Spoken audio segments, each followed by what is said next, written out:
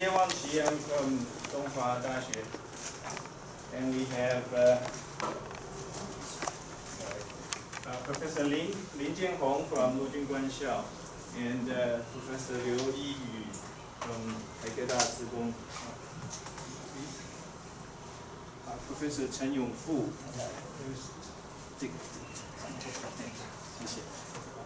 from Zhongyang Daxue, and Professor Wang Xuming from Zhongtan University. So,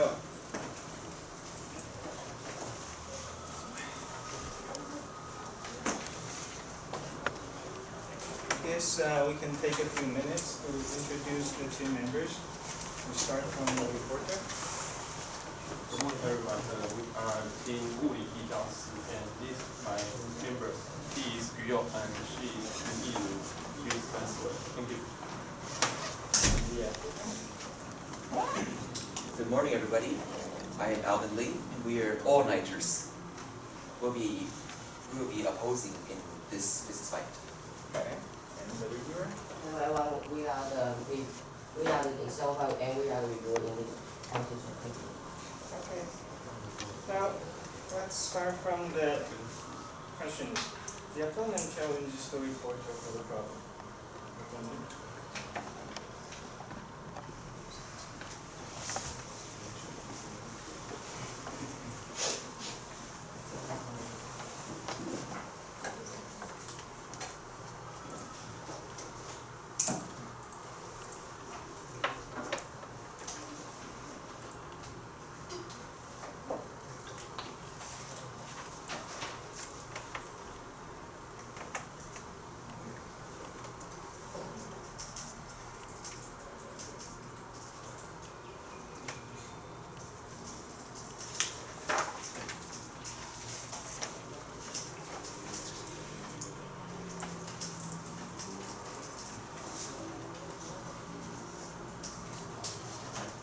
We tried question number 1, color or powders. Now, problem number Number 1. number 1. Okay. The reporter, do you accept problem number 1? We choose opponent with the last 5 out of 100. Is that okay? That's number 1? It's number 2. Oh, it's number 2. Okay. It's number 2. We just opponent color.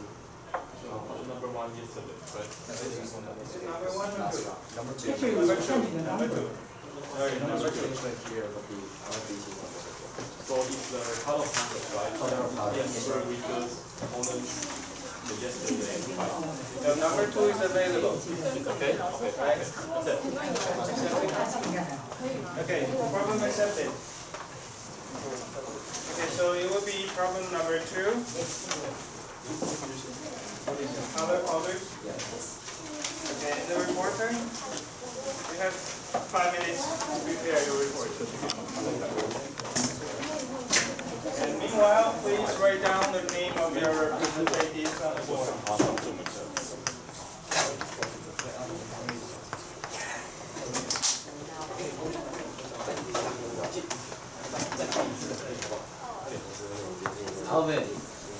Alvin. Yes? Oh, yes. Sorry.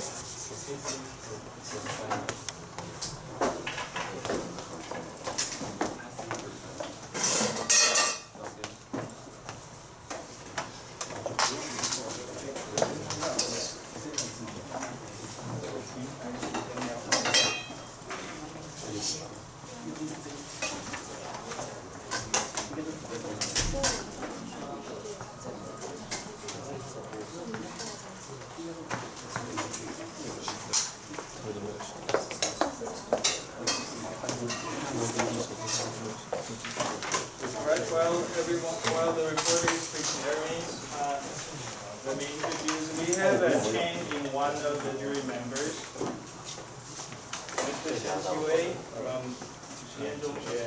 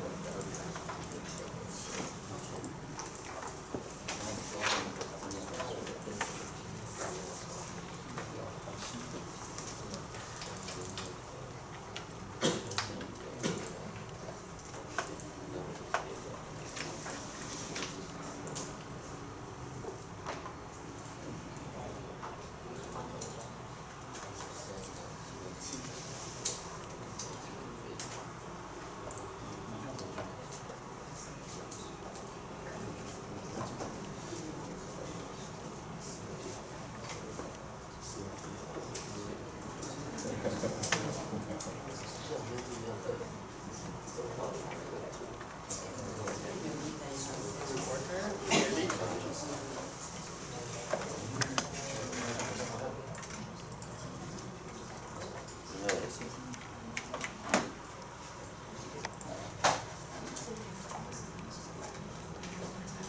you have 12 minutes. I record the color of powders and the recorder. This is our outline. There are problem introduction of colors, experiments, results, and conclusion. Problem. If a color material is grounded into powders, in some case the resulting powders may have a different color to that of the original material. The next experiment is to investigate how the degree of greening affects the apparent color of the powders. Introduction of colors. What is color? The color is that aspect of the appearance of objects and light which depends upon the spectral composition of the radiant and the duration of the vita of the eye, and upon its temporal and spatial distribution theorem. As chemical color. Chemical pigments absorb different wavelengths of visible light, and the color won't change from different angles when you observe. And that's crystal field theory and molecular orbitals. Physical color. There are reflection, refraction, and interference. The light scanner and the refraction is affect the traveling distance and time, and light absorbed. Experiment, compounds and equipment. Compounds. We choose the copper sulfate and consume potassium ferricyanide. Wow, we choose that. For copper sulfate, it is a poor substance and commonly seen, and its color is blue. And the color sulfate is inorganic compound with a chemical formula 2SO4X H2O, and where X can range from 0 to 5. And the pentahydrate is the most common form. And the potassium ferricyanide is also a poor substance and is also commonly seen, and it's no water of crystallization.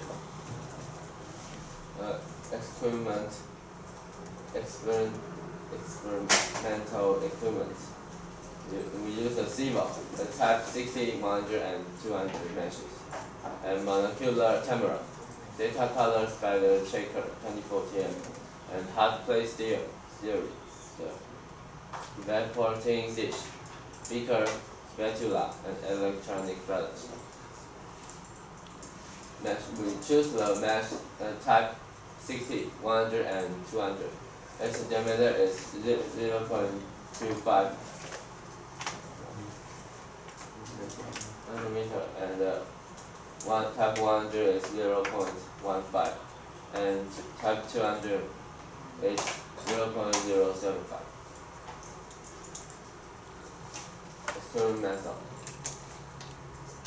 Experiment. We prepare boil the water, add the ingredients into the water, and stir the solution until all the ingredients have dissolved, and leave the resulting solution for a period of time until the crystals grow to a reasonable size in which we can proceed. This is our process photo. Experiment size inclusion. Step 1. Fill up the sieve from the bottom to the top in the descending order of the mesh number. Step 2. Pour the powder sample on the top sieve. Step 3. Tap the sieve. Step 4. Collect the powder on each sieve. And step 5. Take a photo of the powders and find out the RGB codes of the color and the average radius of the powders. In order to get the close RGB codes of the color, we decide the calibration of the color with image J. This this is our procedure folder. This is the color spreader checker 2014, and we put the powder into here and to contrast the checker 2014 result. The potassium cyanide. This is 2.03 micrometer. Average radius. And it's 1.84.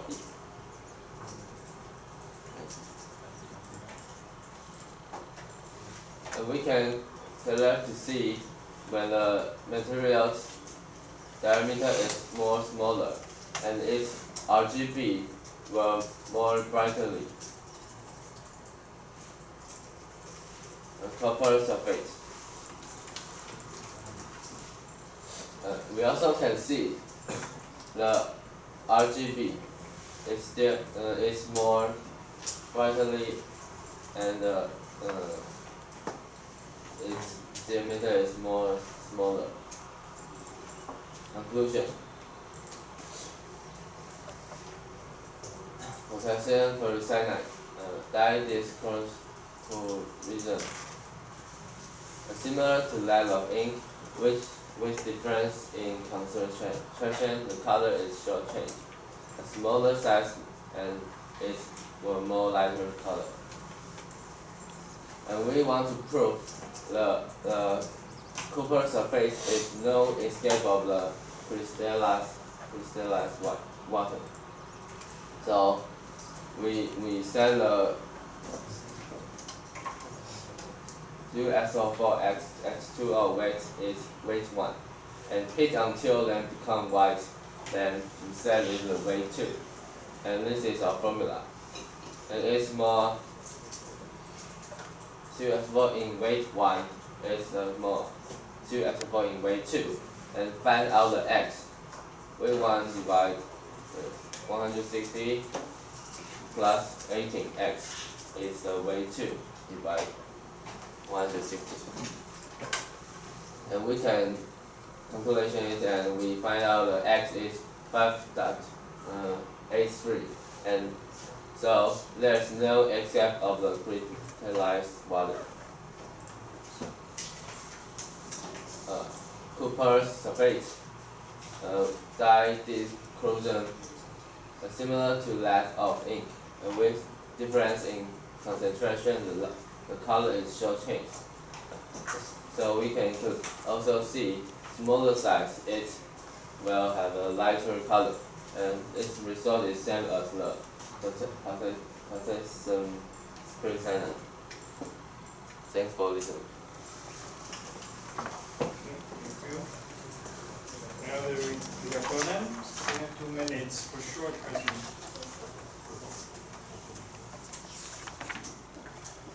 So thank you for your presentation.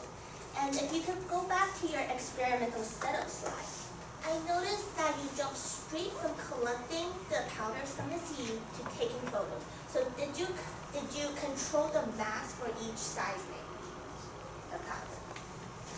We will put the material on the top, the seeds, and we will shake it, and the bigger material will stay on the top. So for each size of powder that you took a picture of, did you control the concentration of those powders? Because I noticed that from your seed, you won't be able to obtain the same amount of particles of each size.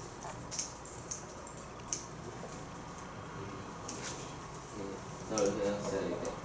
Well, it's alright. And in your PowerPoint, I noticed that you didn't explain anything about the relative size of the gaps between particles as you change their size. So, do you think that will have an effect on the color of particles?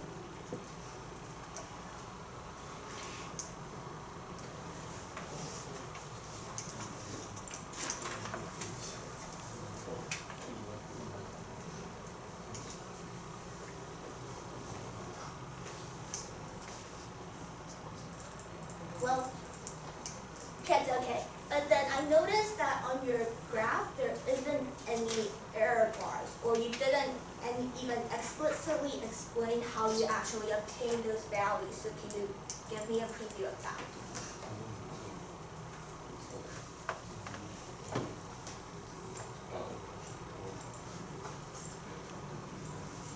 Okay, time to shuffle.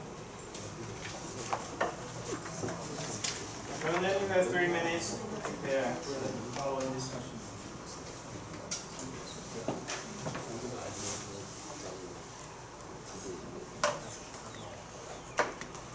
Before you may sit down now. You may sit down now.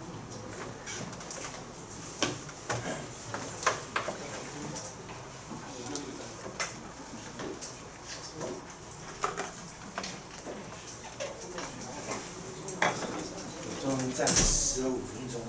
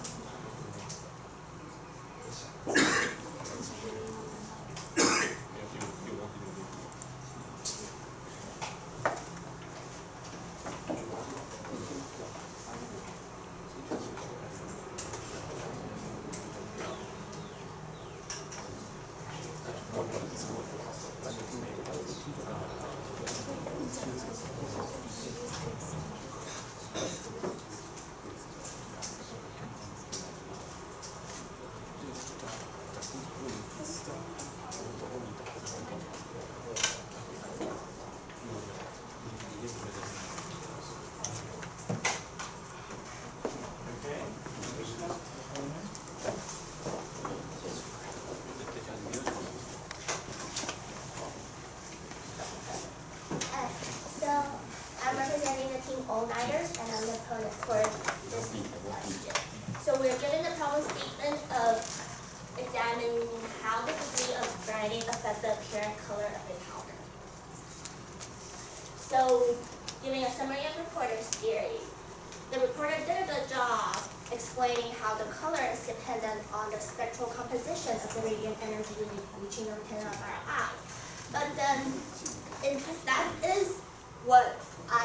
that is basically the only part of the theory that is related to this question. In the opponent's explanation, I did not see anything mentioned about how the relative gap size of the particles, when you change the size of the particles, how the gap size might affect the apparent color.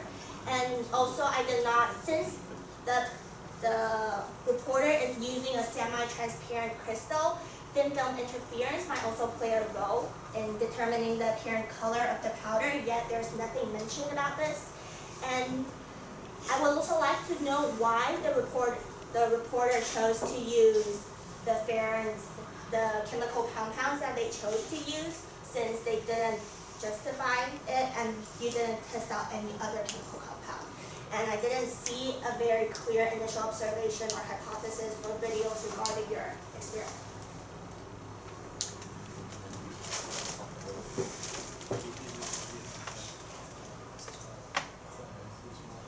So I have a few questions of the reporter. One, why did you choose to use a camera rather than a colorimeter? Because we know that first, camera auto-adjust, and second, you chose to express your results in terms of RGB rather than HLS, and we would like to know why, since since you didn't really link back to the question which asked us how the color, how the degree of grinding affect the apparent color.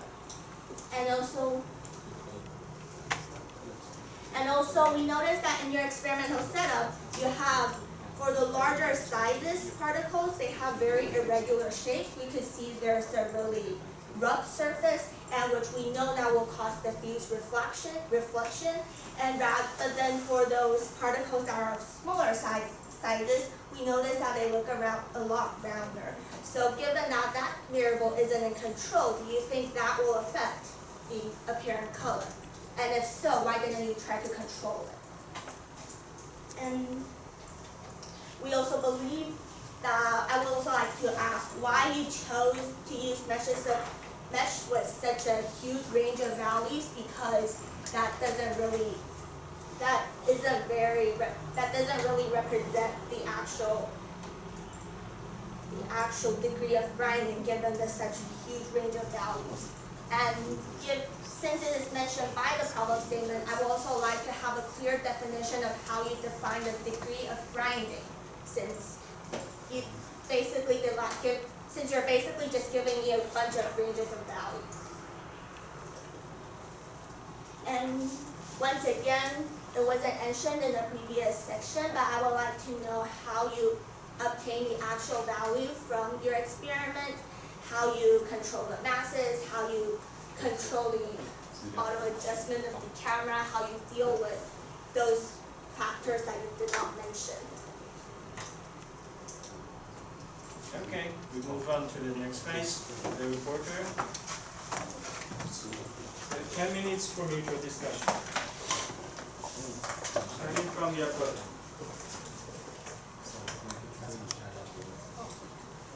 You may start. Okay, so the first question I would like to ask is that, as I mentioned, why did you choose to use a camera rather than a colorimeter?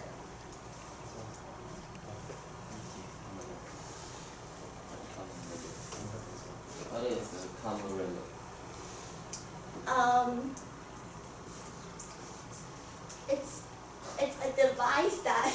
It's a device that allows you to actually measure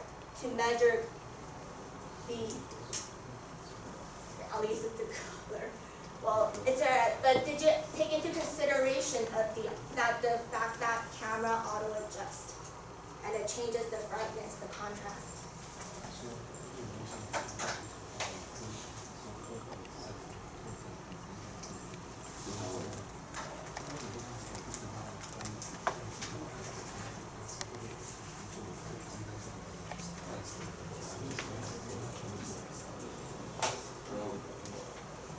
We use the same camera and at the same time to experiment it.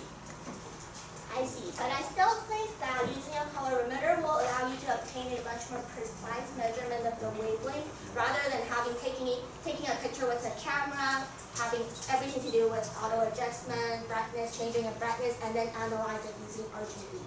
But my next question is that I see that you did mention about, in terms of your theory, you did mention about diffraction and refraction, I believe. And I'm wondering if you have an actual mathematical model that can tell me how the change in the radius or the average radius of a particle actually changes the wavelength.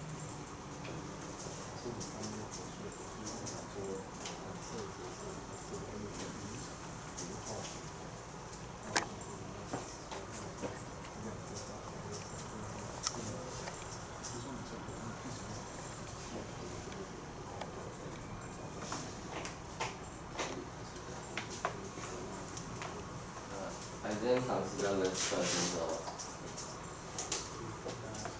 I see.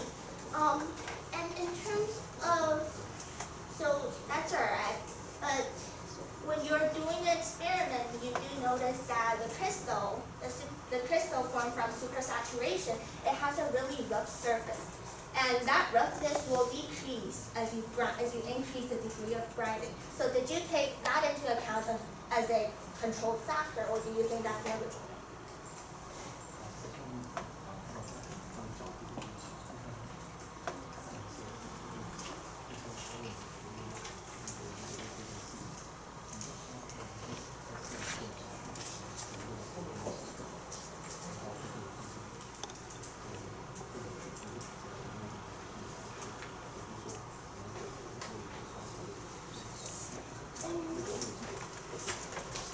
And also, I see that you did your experiment, you observed the apparent color of different sizes of particles, but I would like to know, but could you give me like a very explicit explanation of what you think are the determining factors of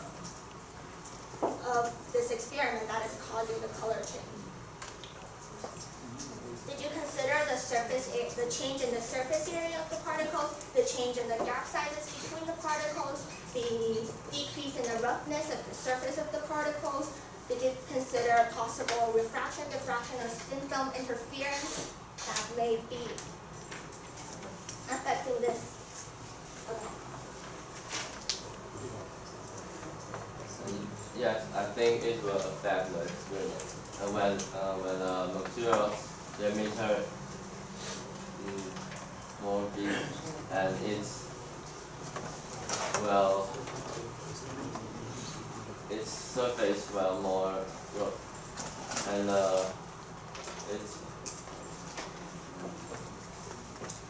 But you didn't really try to control that in your actual experiment, did you? no. Okay, I see. And I was just wondering if there's any error bars on your graph because I didn't see it. Was there?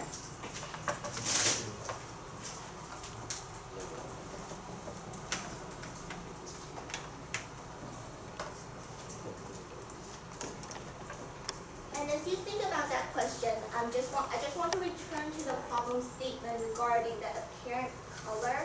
So I think I brought this up before at the beginning of the session. Why exactly did you choose to use RGB rather than HLS? Because the color consists these three colors. So did you perform multiple trials for each wavelength of No, color shown in your graph? This is all the surface average. So this is an average of multiple trials. Yeah. But there is no standard deviation or standard error that show me how consistent the results are.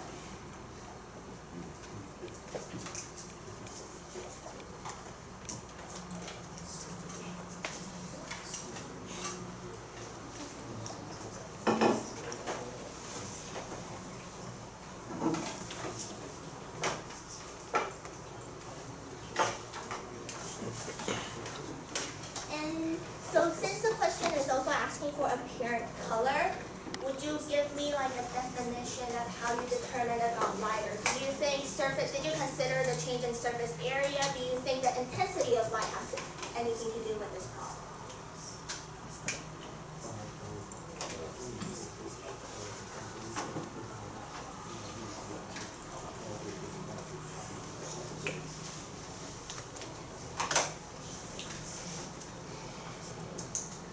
I think it will affect it. Yep. Since that is the case, I would suggest that it'll be nicer if next time you do this presentation, you have an official definition for the lightness of the apparent color, and for the degree of grinding, because that will make that will allow you to quantify your experimental results. And so if you could go back to the first slide when you define color, what color is. You mentioned specifically that color is dependent on the very first slide. Very first slide when you first.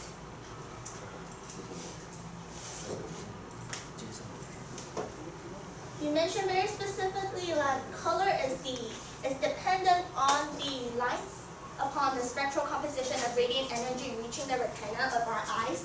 But have you ever considered that HSL was developed specifically to better mimic how our eye perceives color in comparison with RGB? So if you believe that that is such an important factor, why didn't you use HSL?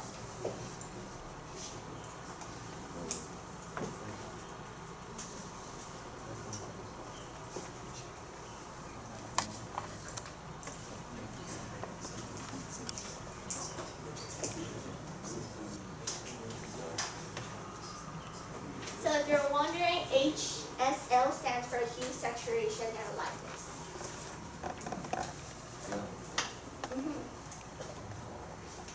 And though I didn't see a theory with the mathematical model for you to actually verify your results, could you explain how you got to your conclusion and how you are able to actually tell me that your explanation is valid since there is no equation that you can actually sub in the values you got from an experiment to verify?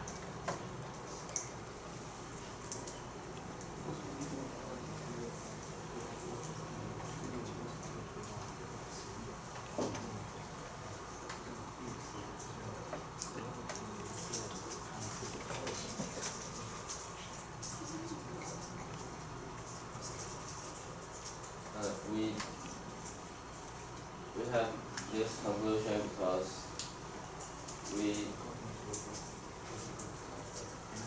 according to this graph, and we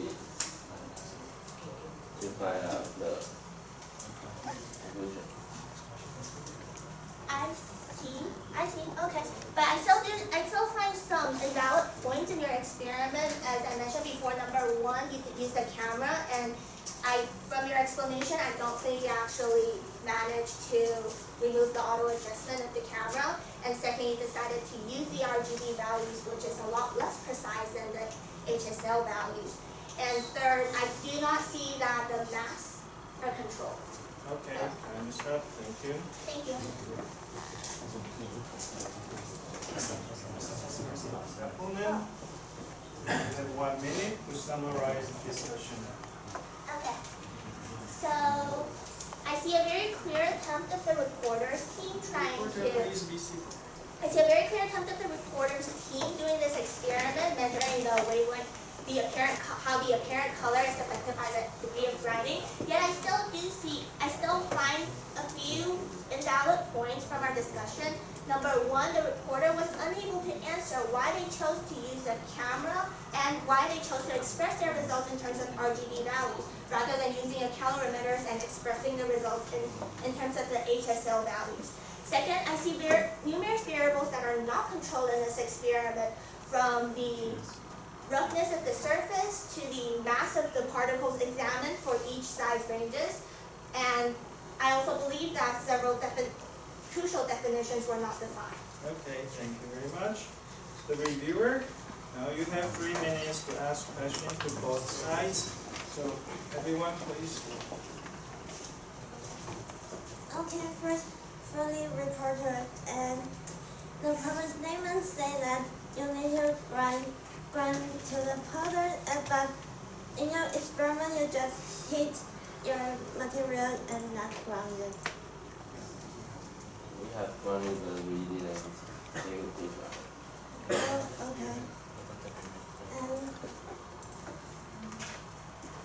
And for the both reporter and the opponent, how do you control the degree of grinding? So first for the reporter.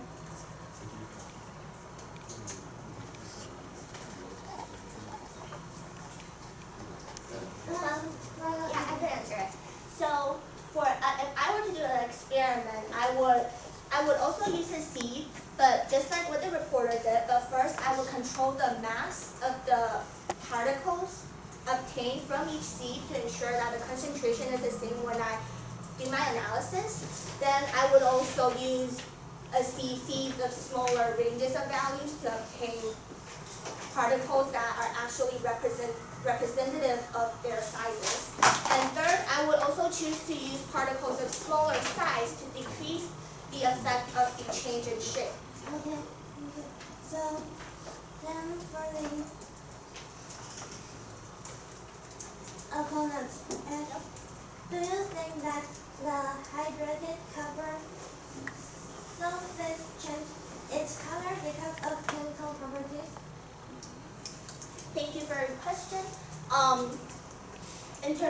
You might have to define what chemical properties mean, but in our case, when we did our experiment, we heated the compound to dehydrate them in order to minimize the effect of water. Okay. So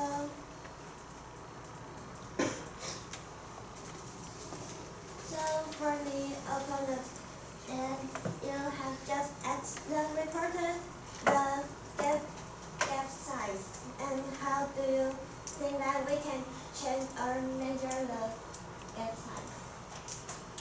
Although this might be a difficult parameter to verify experimentally, I believe that this is also a very important parameter to consider in this experiment, because when the gap sizes are reduced to almost the same size of the particles, there is a significantly larger chance for light to be trapped in between the gaps, and therefore which will obviously affect the apparent color. But since I didn't see anything mentioned about this in the reporter. Okay, time is up. Reviewer, you have 2 minutes to prepare or 4 minutes review.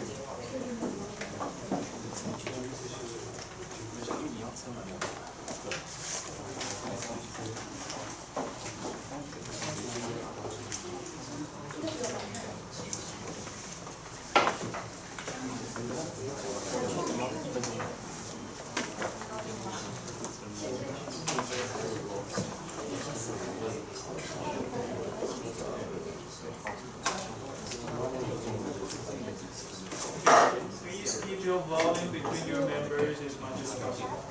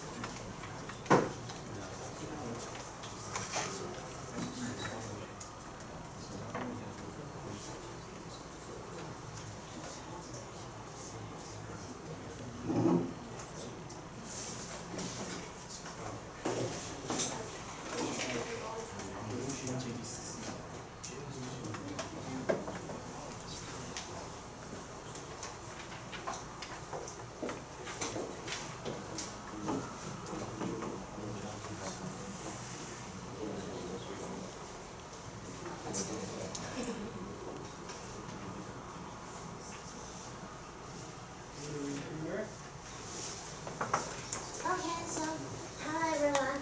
I'm the reviewer from B-ExcelPhy. And this is the problem statement.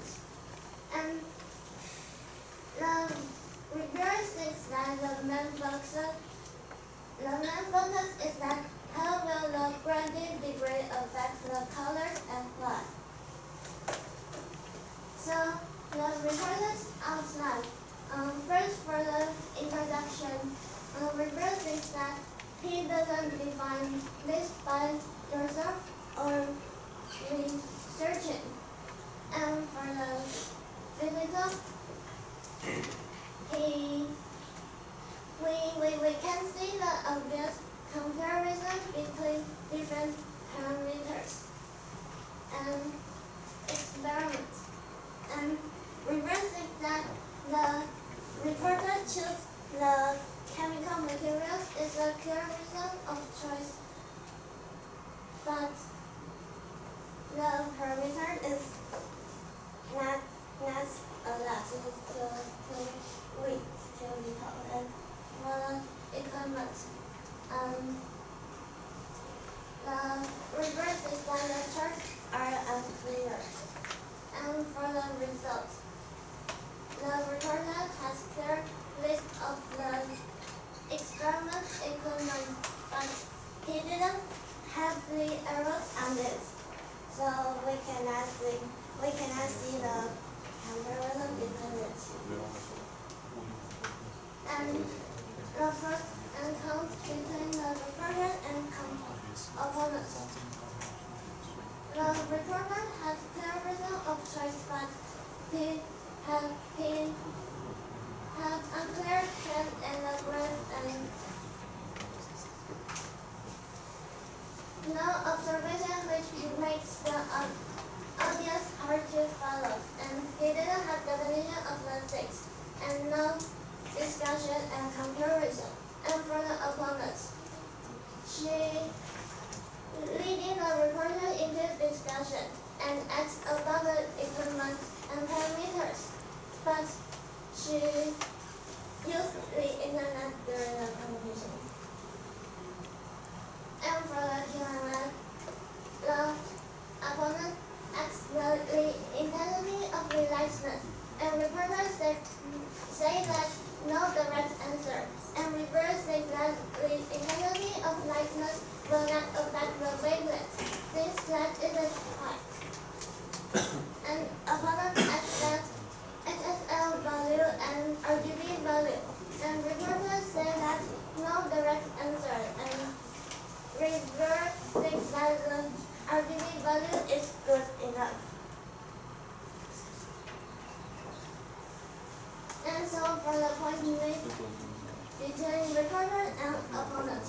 So for the reporter, he missed the main points of the statement, and cover surface changed colors because of chemical properties, and he didn't have enough experiment method, and also for the data.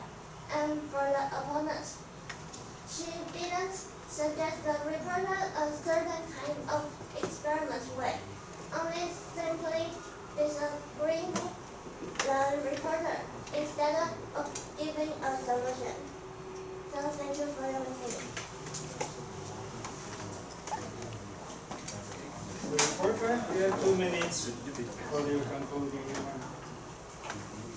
The reporter.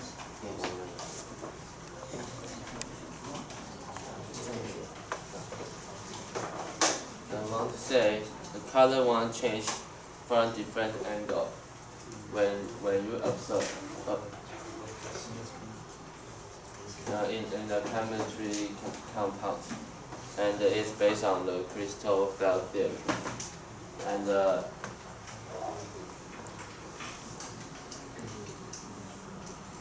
in the future we will control more variables and use more mathematical and theory to support our conclusion.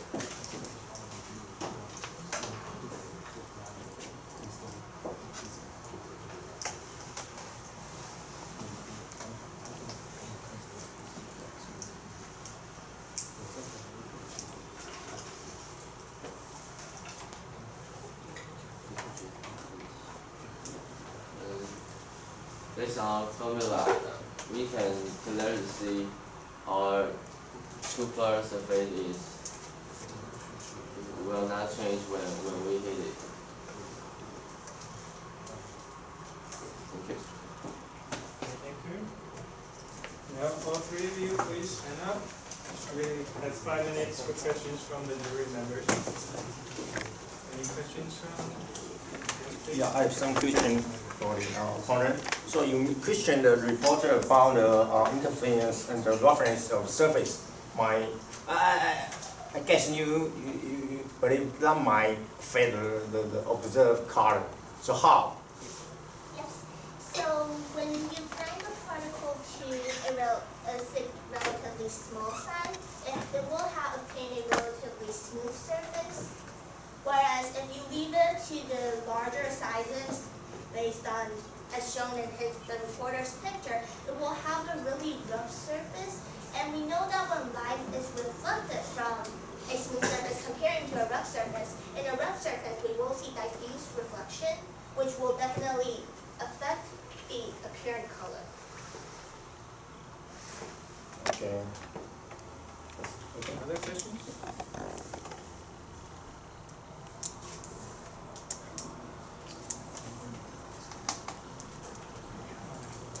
So I would like to ask the opponent, why do you think the size of the powder will affect the color? Okay, so I saw that in their experiment, they chose to conduct this experiment with an almost transparent compound. And so if we think of it in terms of thin film interference, the size of the particles will determine how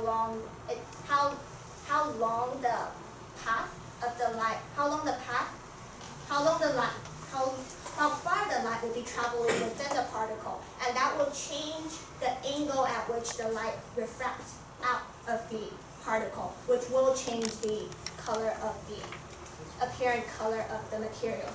Therefore, I believe that since given their choice of the chemical compound, the size will be an extremely important aspect to consider. So,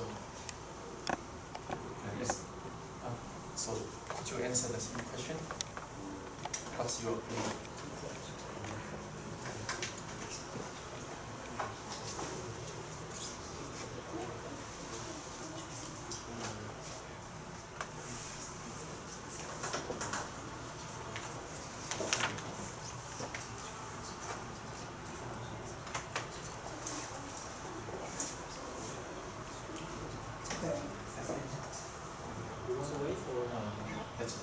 Okay. Please. So I want to ask the viewer if you had a chance to redo the experiment, which parts did you want to focus?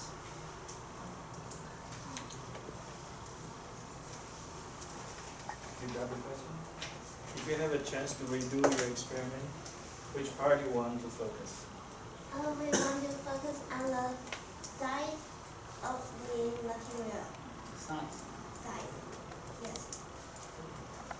Besides of the size, do you have other aspect within the gap mentioned by the owner? Other than size. Do you have any? Besides of the size. And I think the gap is also important, but I think it's difficult to measure. So, It's okay. How about the reporter? If you have a chance to redo the experiment, besides of the size, which part do you want to focus?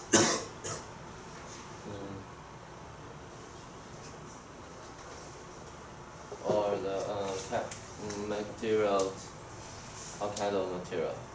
Material? Yeah. Thank you. Louise, let's conclude your points.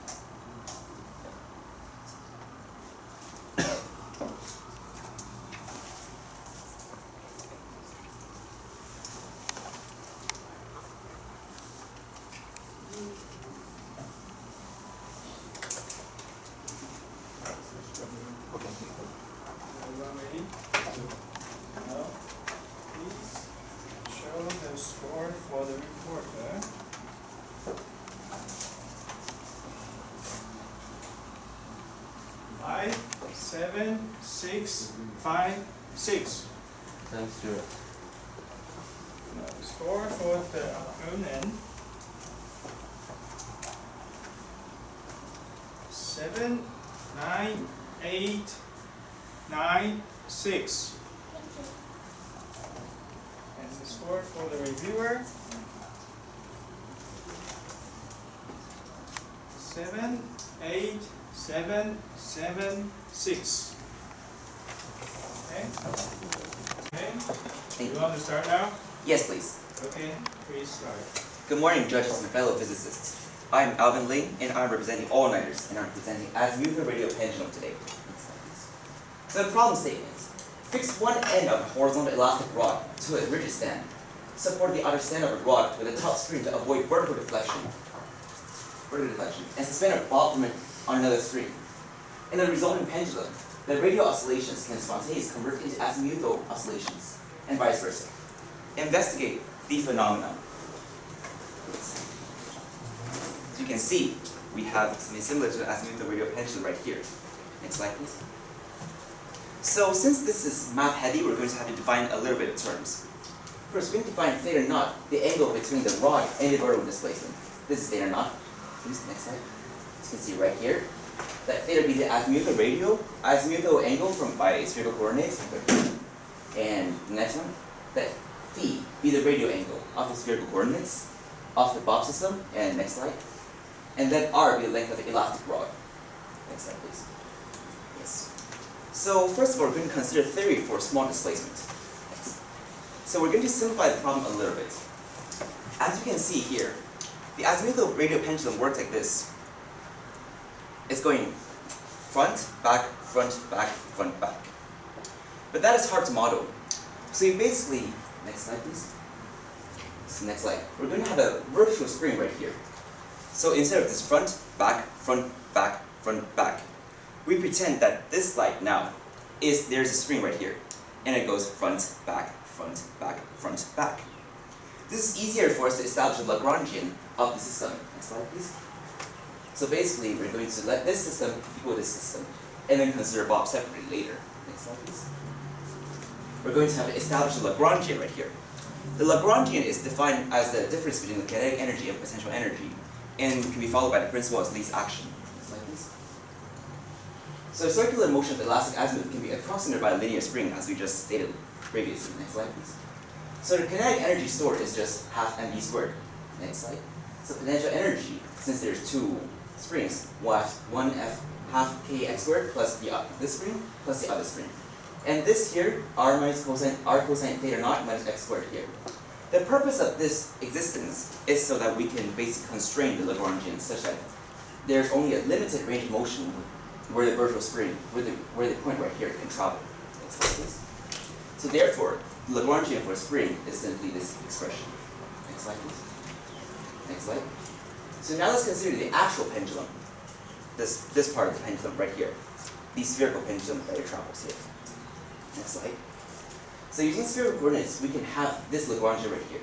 If you're interested, we can talk about this in the discussion. This is the pendulum, or only the pendulum. Next slide, please.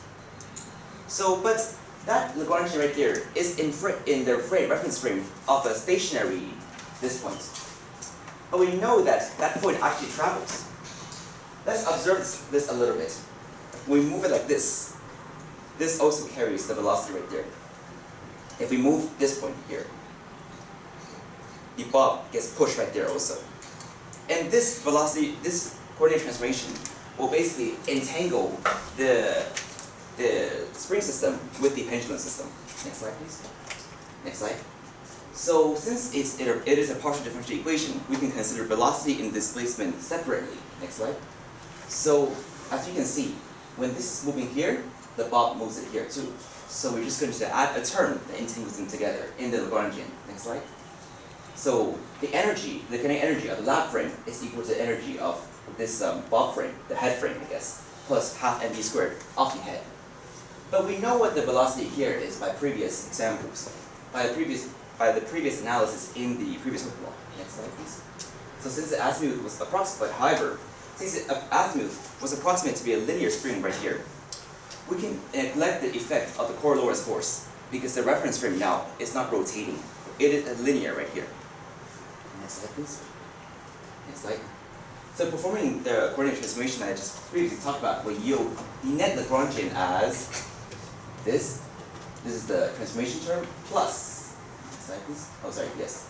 If we don't have to subtract the PE term, since the PE is already accounted in the Lagrangian of this frame. Next, please. Since we neglect circular motion, we do not add a term encouraging the coriolis force. Next slide. So the total Lagrangian would just be this plus this. This is Lagrangian for the spring, and this is Lagrangian for pendulum. And then we just add the term right here that entangles the two together in this term. So using Lagrange's equation, we can collapse this into an ordinary differential equation. Next slide, please. Into this. And this looks really scary. It is very scary. So we're going to put this in Mathematica and get a solution. Next slide, please. Next slide. Now, however, we realize that a spring, of course, is not ideal. It dampens. So but remember, in Lagrange's equation, one of the sides is generalized force. The Lagrange's equation is basically a rewriting of the Newton's third law.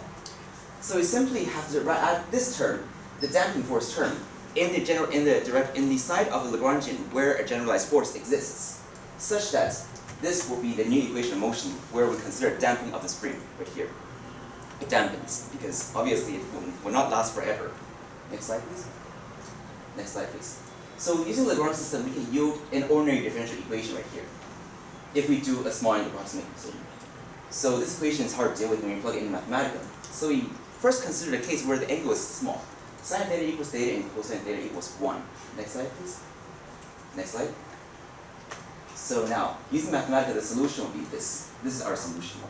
But this looks a little complicated. This is a generalized coordinate.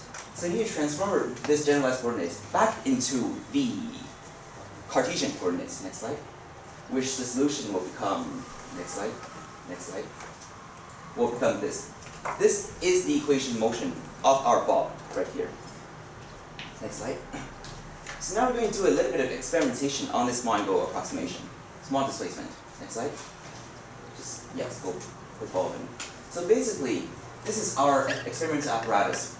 We basically build an azimuthal radial pendulum, establish a camera right here, film them together simultaneously, and try to track the equation of motion based on that. Next slide, please. So we have a computer simulation built on Mathematica that actually tracks the motion of the azimuthal radial pendulum, as you can see right here. And I'll be very happy to show this during discussion. Next slide, please. So this is basically plugging it into Mathematica. Next slide. So this is our results. This is the results of our theory and our experimentation. As you can see, it looks very well. There is a very close, I guess, correlation between our theory and our experiment.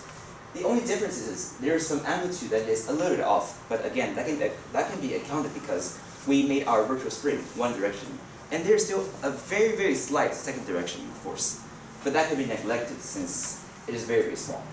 Next slide. For the y direction, it is also quite well. The amplitude and the period are both very well modeled, except there might be a little bit of a phase shift depending on our initial angle. Next slide, please. And this is our z. Again, we are very happy to see that our experimentation results work pretty well. We can generally see the trend of the azimuthal radial pendulum. For all of these, our parametric here's time, here's the displacements. But now we need to consider, what if our angle is a little bit bigger than 30 degrees? Our small angle approximation will not work anymore. So now let's do a large angle approximation.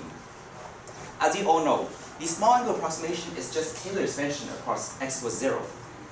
But now we're going to center our Taylor expansion at x equals 30 to account for larger angles.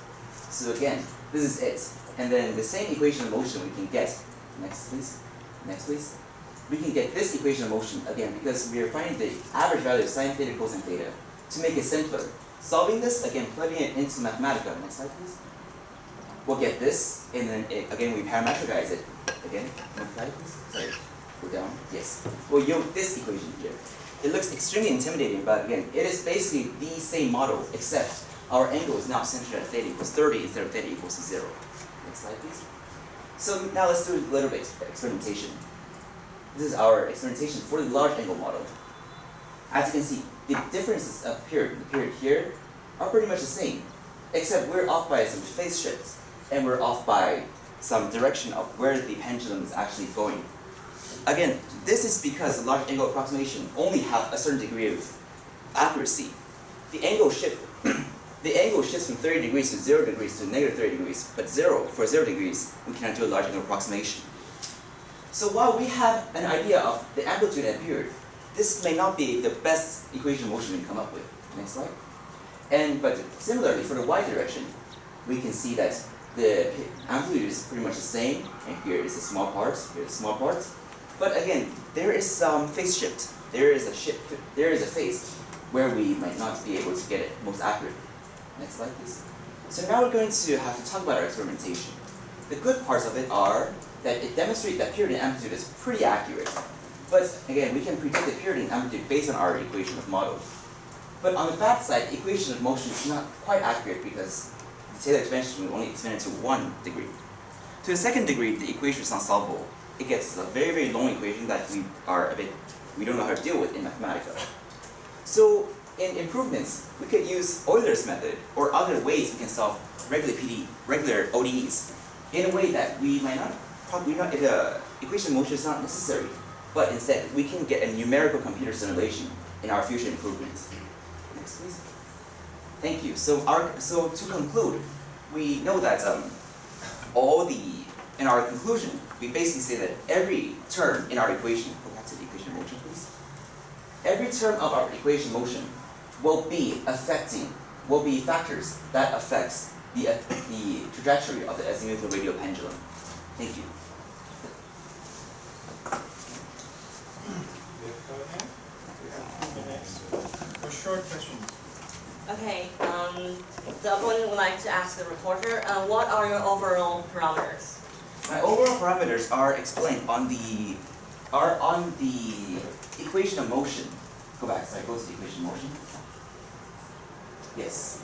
As you can see, go back, go down, yes, yes. So this is the equation of motion. As you can see, the K constant of the rod, the mass of the spring, the mass of the bob, the damping coefficient of the bob, the G, G doesn't change, but depending on what planet you're in, the length of the length right here, the radius of this length, and again, the angle that you displace it in. Okay, thank you. And what direction is the rod elastic? This direction. It is just an elastic rod right here. But your spring is elastic on this direction. Yes, if we release it, our argument is the virtual spring as in is this way. But we don't account for the horizontal elasticity. We do it in this direction right here. That is the only reason why we do it is because we see that horizontally, it demonstrates the energy of it demonstrates similar as Hooke's law, and then we see that its horizontal energy is a bit negligible. So we only consider its vertical side. Thank you. So our Lagrangian is correct. Okay, and so you don't have elasticity, and where is your x direction? My x direction is basically where the direction of the virtual spring. And your y direction is? Y direction is the one orthogonal to it, and z direction is the up and down. Okay, and did you calculate the angular velocity of the two-directional oscillation? We did not really consider angular velocity, but we considered linear velocity. Linear velocity is basically just differentiated with respect to t, and you get linear velocity. Okay. How did you avoid a vertical deflection? How did you avoid the rod vertical deflection? We tied up. And then you have 3 minutes to prepare for the following discussion. Let's do it. Show the virtual spring.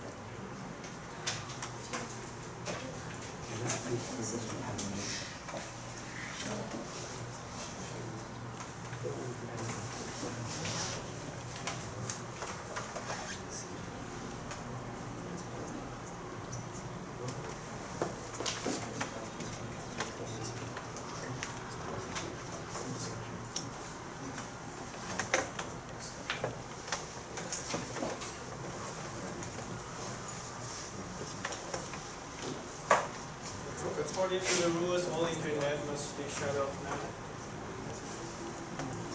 There cannot be any internet connections now.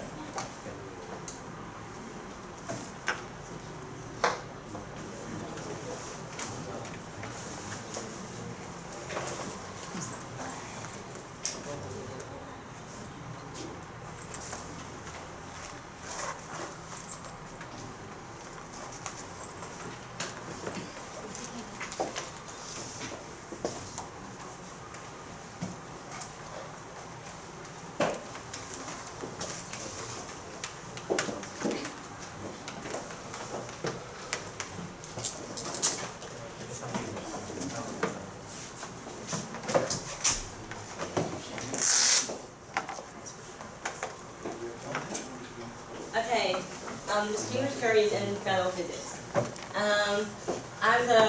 I'm the opponent from Team ExcelPhy, and today I'm going to oppose problem number 11 as an also radial pendulum. And the problem statement reads: fix one end of a horizontal elastic rod to a rigid stand. Support the other end of the rod with a taut string to avoid vertical deflection, and suspend a bar from it on another string. In the resulting pendulum, the radial oscillations, which is parallel to the rod, can spontaneously convert into azimuthal oscillations, which is perpendicular to the rod, and vice versa. Investigate the phenomenon. And the opponent believes that we should put the the experimental setup on the avoid vertical deflection and how, and the definition of radial oscillations and azimuthal oscillations, and how does it converge from each another.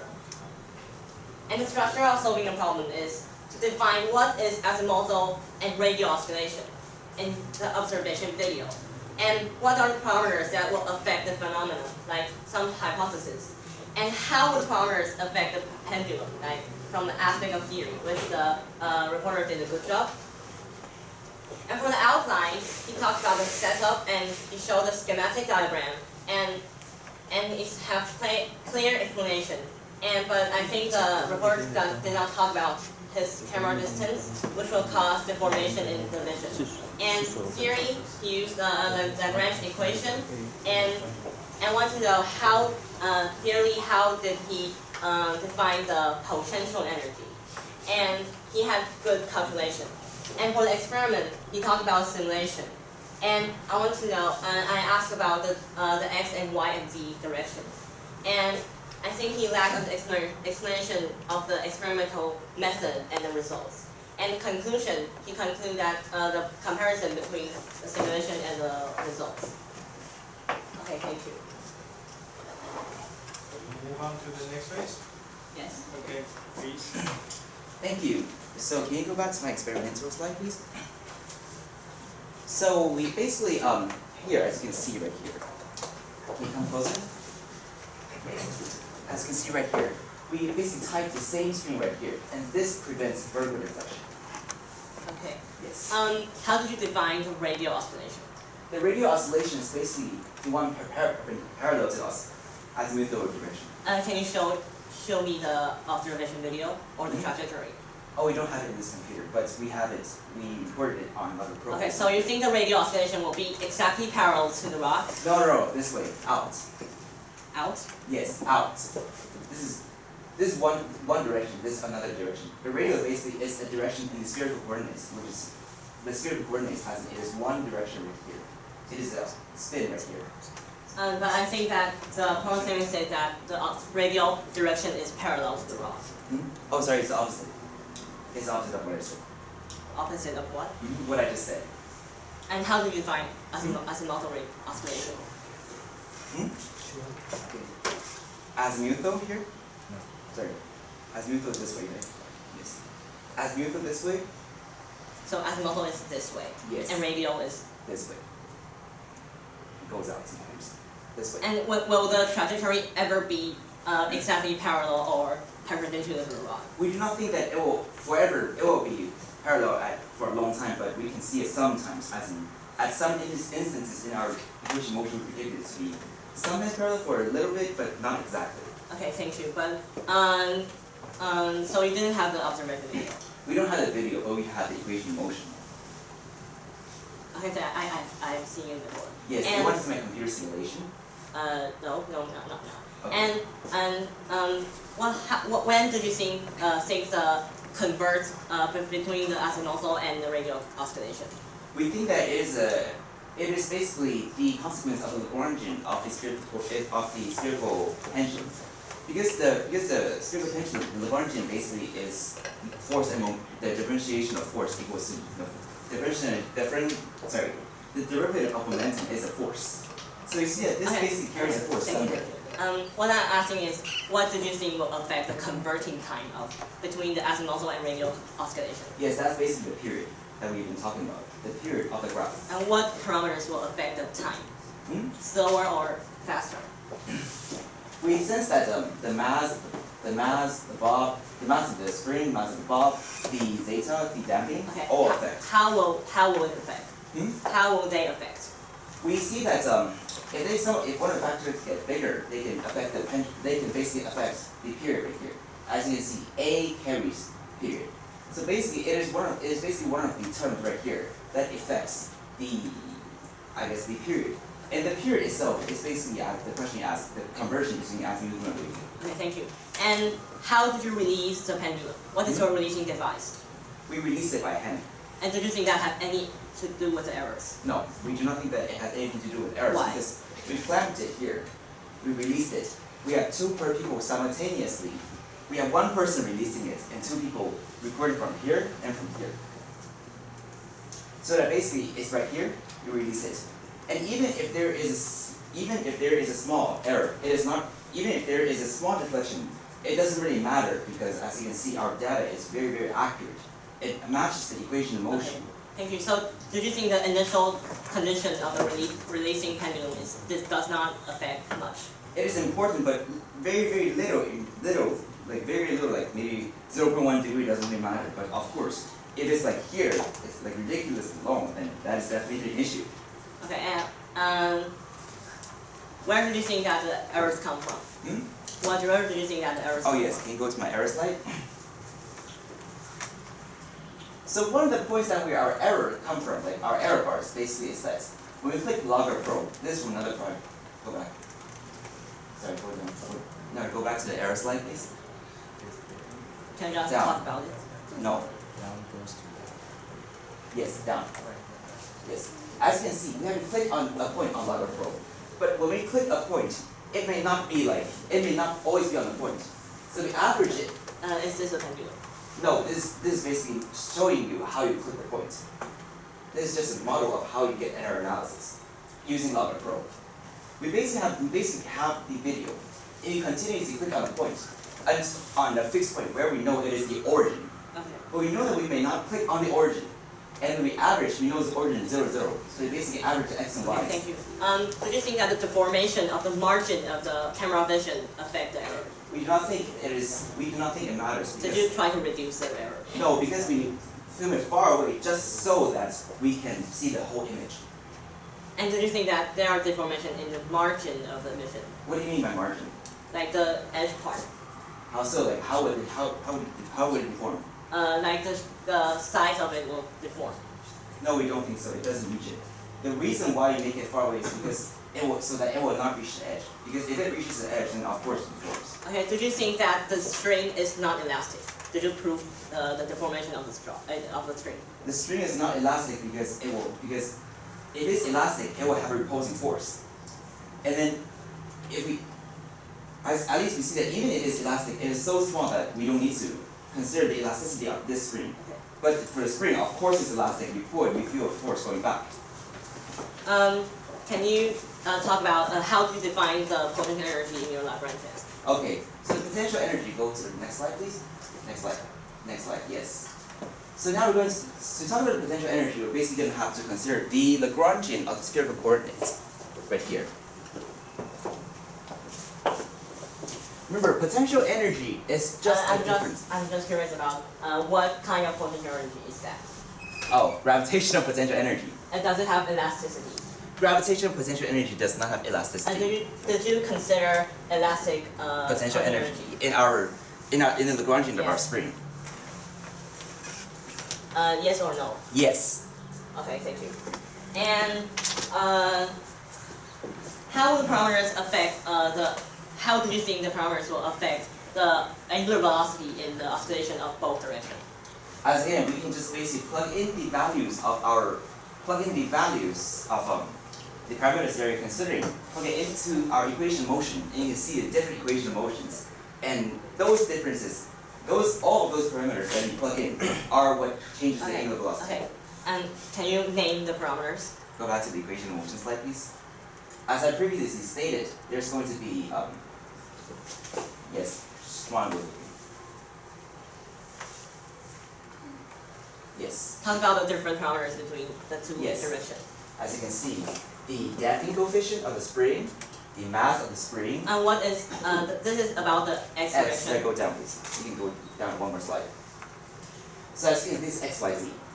There's going to be the radius of this pendulum right here. Is this the displacement of the ball? X. This is the x, yes. The displacement. Displacement of the ball from the center. X displacement, y displacement, and z displacement. Okay. And what do you think is what is the main focus of this discussion, the topic? Yes, we believe that the main discussion of the topic is basically the principle of least action. We basically have to use Lagrangian. Lagrangian is basically defined as integrate Lagrangian for time and get action. But action is always minimized. So this basically shows us the principle of least action right here. Do you think that the converting time is more important? We believe that the converting time is naturally occurring from the period, which we can get from. Did you calculate the converting time? We calculated the period. So the period is equal to the converting time? Yes, the period is the converting time. And is the radial oscillation or the azimuthal oscillation is a period of time or is a point of time? Sorry? Is the radial oscillation and the azimuthal oscillation a period of time or a point of time? Here, let me show you. Go down to that, yes. What is the definition of that? Period. I still cannot get that. Yes, this is period. No, I'm talking about how to do, is your definition of azimuthal oscillation and radial oscillation a period of time or a point of time? A period of time. So can you point out the period of time? I just did right here, period. Basically, from where to where? Okay. From here to here. Is what? Is what oscillation? It's the period, one oscillation, yes. In the x direction. No, because the statement talks about it will convert, so it has sometimes have azimuthal oscillation and sometimes it have radial oscillation. We observe it to be both. So it will always have those two oscillations? Yes, until one of them becomes zero. Until one of them sometimes will become zero. As you go to the second data set. Down, down, down, please. Go back. As you can see here, our predicted trajectory say here, this is very, very small. Here it's almost zero, and that is when there's only one direction of oscillation. Okay, what do you think is the main reason that caused the convert between the azimuthal and radial oscillation? Principle of least action. The what? Principle of least action. Basically use Lagrangian. Okay, so what caused the azimuthal to convert into radial? Lagrangian. The Lagrangian is basically let me show you. So basically we say Lagrangian, we define the Lagrangian as the difference between potential energy. Okay, I'm just asking about does it convert? Yeah, I'm showing you why it converts. Because this basically is Newton's third law. Newton's third law is the derivative of. And since you said that they have always have radial and azimuthal oscillation at the same time, so it will not convert to your logic. No. Newton's third law as in that this can cause this pendulum itself can cause an oscillation. It can cause the convert of itself. The coupling between the pendulum and the spring will cause an oscillation. Okay. And how would you think that the angular momentum during the whole process will change? Of course, the angular momentum is. And what is the main torque that causes change? Again, basically, the torque is defined as a. Let me show you the. What causes the torque? Yes, the torque is the Lagrangian. The The derivative. rod or the gravity? Here, show you. Just enter rod or gravity. Both. Both. And which is the main torque? It's an arbitrary variable. So this is a generalized force. Can I finish? See it. So this is a generalized force or torque. So basically, this part is a torque. Okay, I can understand. Good. Why not. Thank you. But in ideal condition, do you think that the trajectory will ever be aligned? In ideal condition, yes, perhaps. Sorry, time is up.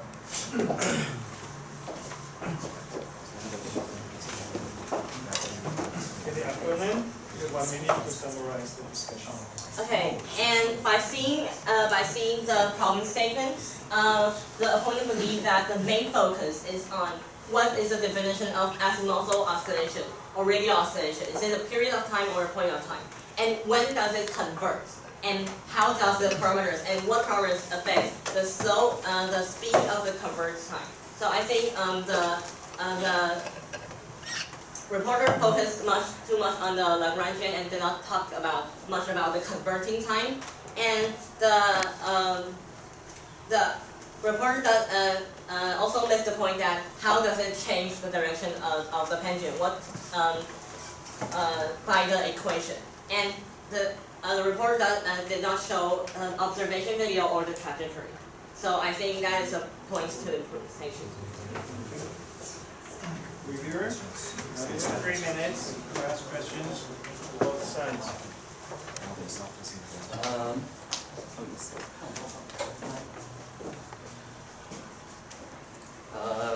I think your mathematical explanation is very good, but could you explain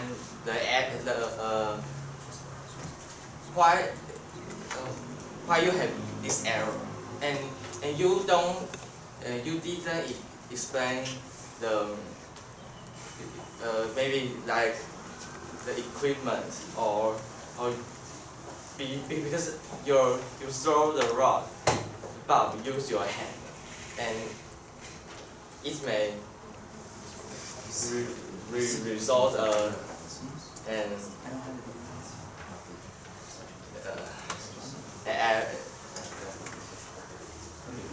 Again, we can find the position through video analysis. And again, basically all of them is tracked by logger probe video analysis. We record a video of the trajectory, we plot the point of where the ball is, and then we can get these graphs. Okay. And I think you can do more experiments because you just do 30 degrees and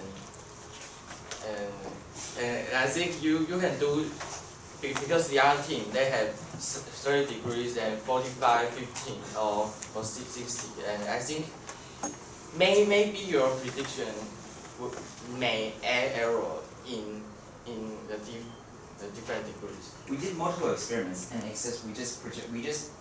we just showed these 2 experiments because we think those 2 are the ones that are worth showing. As in, everything else is just basically the same phenomena, and these 2 are special. As in, they show us what the phenomena is. We can show the whole group, but we did others. It's in another computer. Okay. And do you think something you can change? Because yes, of course I can change. I did a lot of approximations here and there. As in, first of all, like removing some damping here, or like adding, basically a lot of approximations. And those approximations may probably, as you can see here. So where's the pointer? Here. The pointer here. You can see there is some error here because of our approximation, logical approximation. So in the future, I'm thinking maybe we can use a numerical simulation such that the numerical simulation itself will show us the net trajectory itself. Thank you.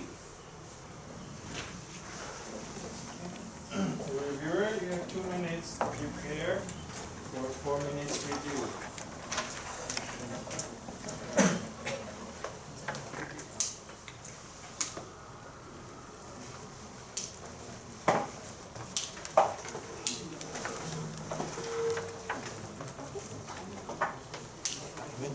I'm not sure. Oh, they walk around. They walk around. So.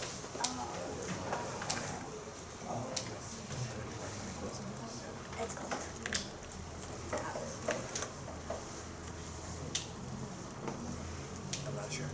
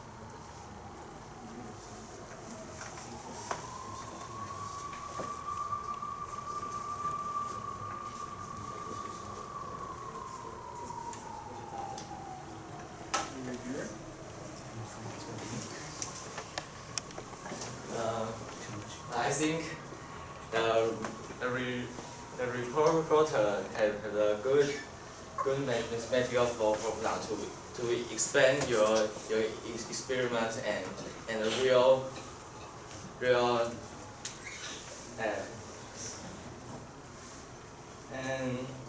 and your calculation is very good. Next. And we think you can do more experiments like the different degrees or the line of the and the length of the line, and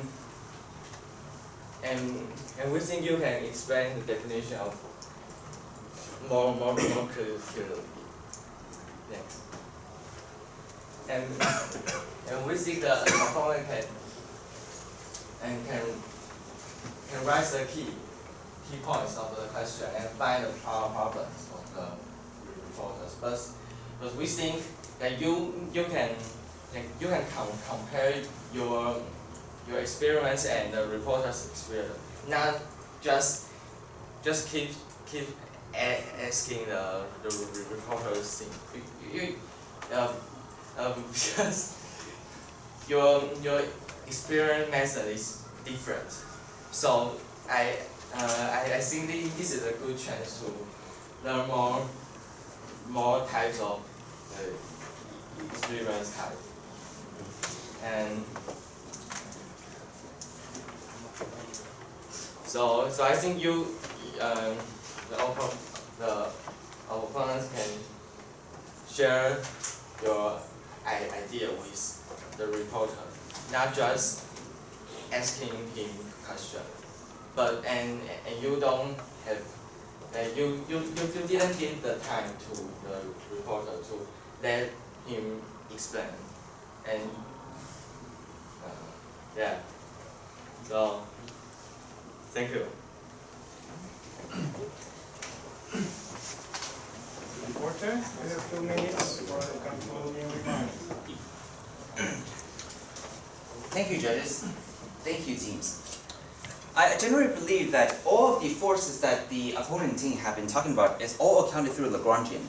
Again, Lagrange equation is basically that the change of momentum is equal to the force. That's it.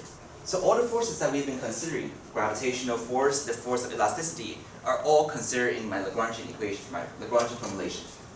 But overall, I'm very happy as the opposing team wrote some points that made me learn a lot about azimuth and pendulum, and I appreciate the reviewers giving me the reporters, I guess the reviewer saying that our model is good. I really believe that our model is very good, as in it clearly shows correlation between our model and our data. Our data corresponds to their model. We did a lot of more experiments, except they're just somewhere else. They're not with me right now. They're not presented because they demonstrate very similar trajectories that it's not really worth it to be demonstrated.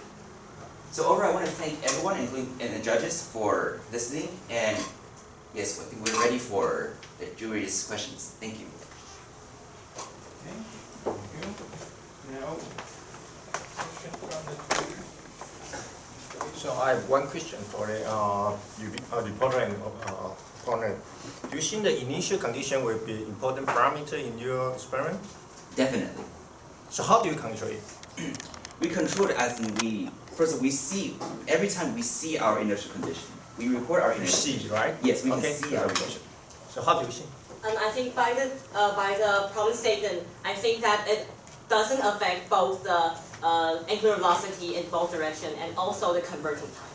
So I think that is not important at all. So,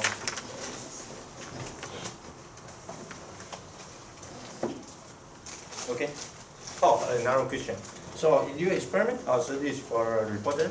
Yes. So actually you when you do an experiment at a large angle, right? Yes. Yeah, larger than 30, right? Yes. Yeah.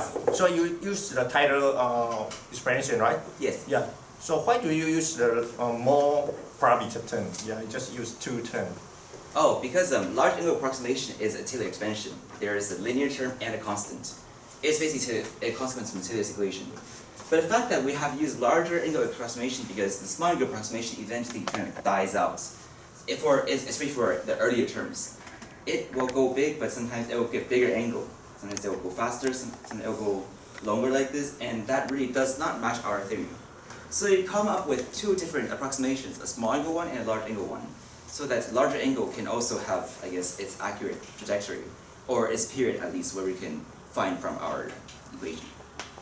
But from your experiment data and also the numerical calculation, you need a phase shift, right? Sorry. So you Yes. phase shift. There is some phase shift. Yeah. So do you think when you consider more turn, will let the phase shift will not observe? Okay, Do you think?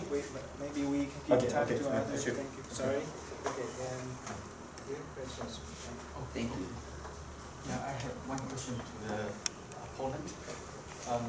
So, what do you think? What is the most, or what is the important parameter to convert for the system to have the converting period from radial oscillation to azimuthal oscillation? What's the important parameter? With my calculation, the cost of the converting time is because the difference between the angular velocity of the two directions. So it will cost the difference of the phase. So when the phase is different and when the phase difference reaches to the half of pi, it will convert from azimuthal oscillation to radial oscillation. So the parameters will be the parameters that affect the angular velocity in both directions, which is the mass of the bob and the length of the string and the elasticity of the rod. So that maybe I have a short question. If the rod is rigid, do you think the radial motion will convert to azimuthal oscillation? I think that will act like a normal pendulum.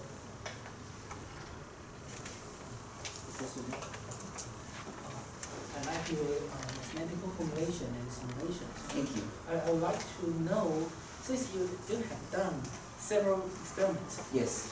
how about the deviation or errors? Oh, errors, yes. So as you can see, we have errors. Well, I believe that our error mostly come from our measurement device, which is Logger Pro.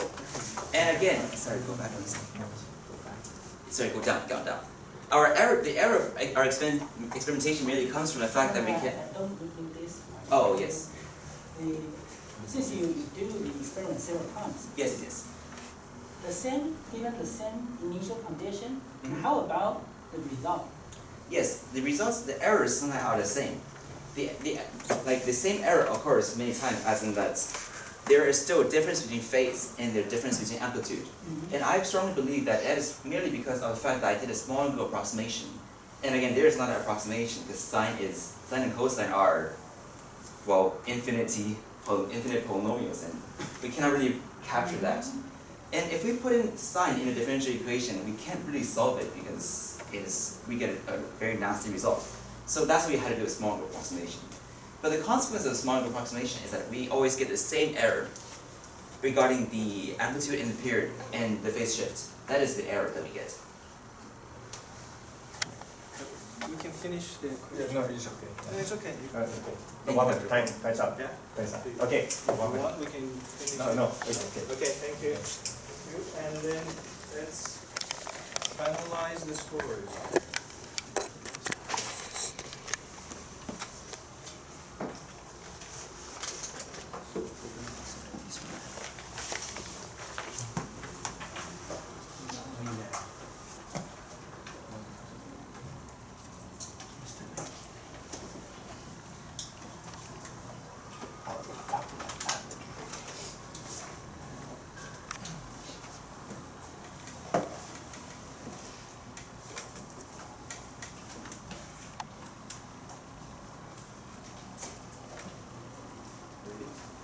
Okay, the score for recording.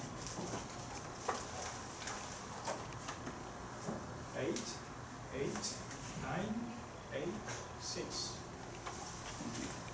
Score for the opponent. 7, 9, 7, 9, 6. And the score for the reviewer.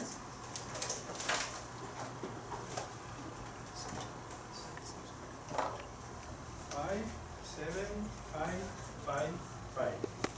Okay? Now we have another 5-minute break.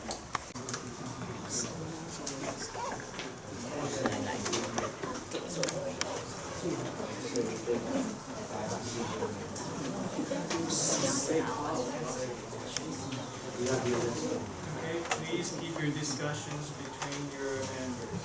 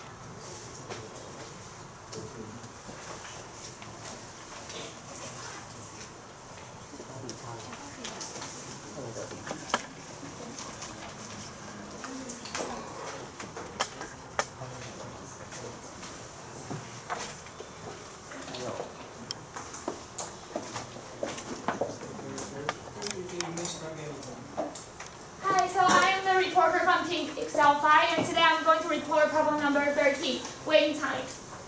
So this is a problem statement. It's commonly known that an hourglass changes its weight as measured by a scale while flowing. Investigate this phenomenon.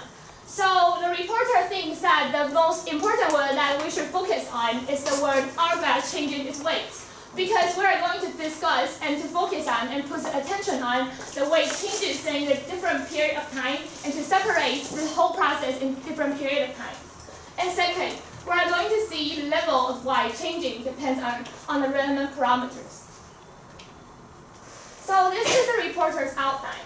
First of all, she's going to introduce about the theory and the principle, and then later using these formula to discuss.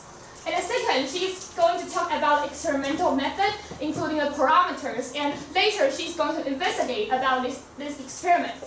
And the third one is the experimental setup. She thinks that the setup is very important, therefore she will put emphasis on the releasing device and also the difference of the scale and the comparison between the scales. And the fourth one is the experimental result and also a discussion. And finally, she will conclude the whole experiment. So this is her observation video. So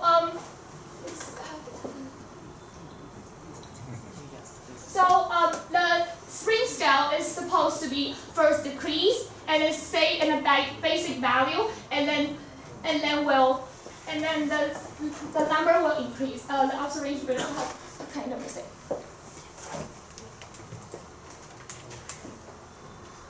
So before the whole experiment, she would like to make some assumption. First of all, she's not considering the air resistance. And second, she's not considering the bumping of the sand. She's also not considering the flowing of the sand in the bottom cup and the initial velocity while leaving the upper cup. The last one, because she's not considering the initial velocity, so the object will be free falling. Therefore, the initial velocity will be 0.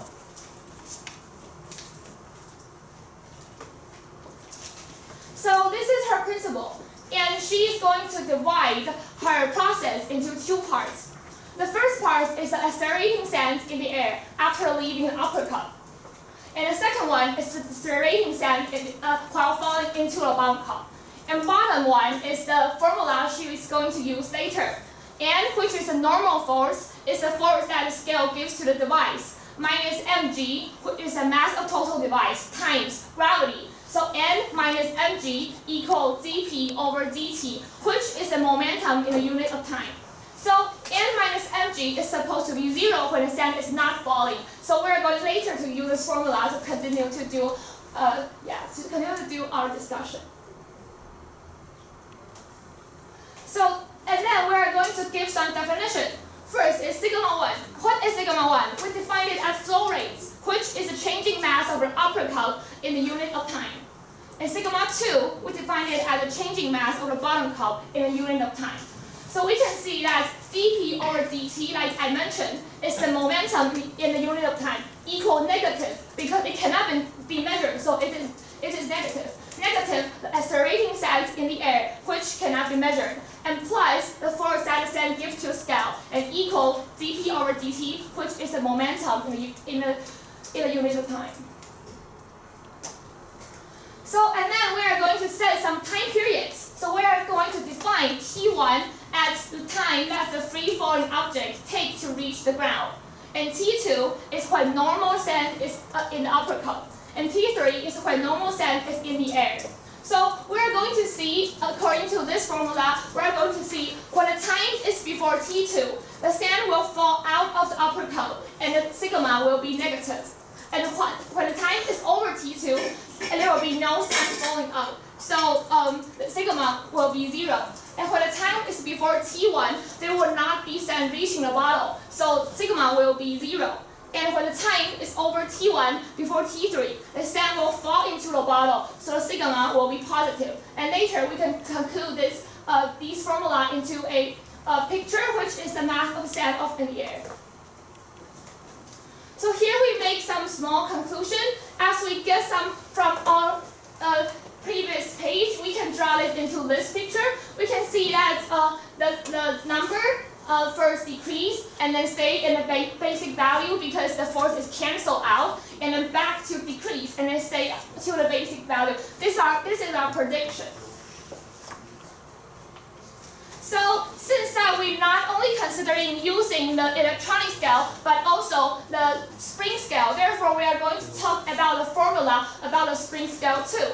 So these are the main formula. We are going to considering the damping and also the spring constant, since we're using this kind of scale. And these two are also the formula that I'm going to conclude in my conclusion. So just take a look. So this is her experimental method. She used both the electronic scale and the spring scale and the spring balance because she thinks that the electronic scale will actually delay, so the number will not be very accurate. Therefore, she tried both of them and to see the comparison between these two things.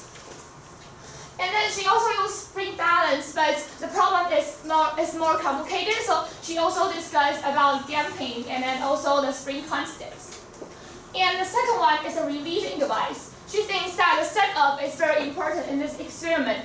Therefore, she tried several kinds of releasing device, and finally, she used a piece of plastic to do the experiment. Later, she's going to show the sample picture of it. And last one, she's going to discuss about two parameters. And the first parameter is the height of the funnels, and the second one is the diameter of the funnels. And this one is considered about the flow rate, and the first one is about height, so it's h. So as she mentioned before in her previous page, she talked about experimental setup. As you can see, we attach a string and a piece of plastic. So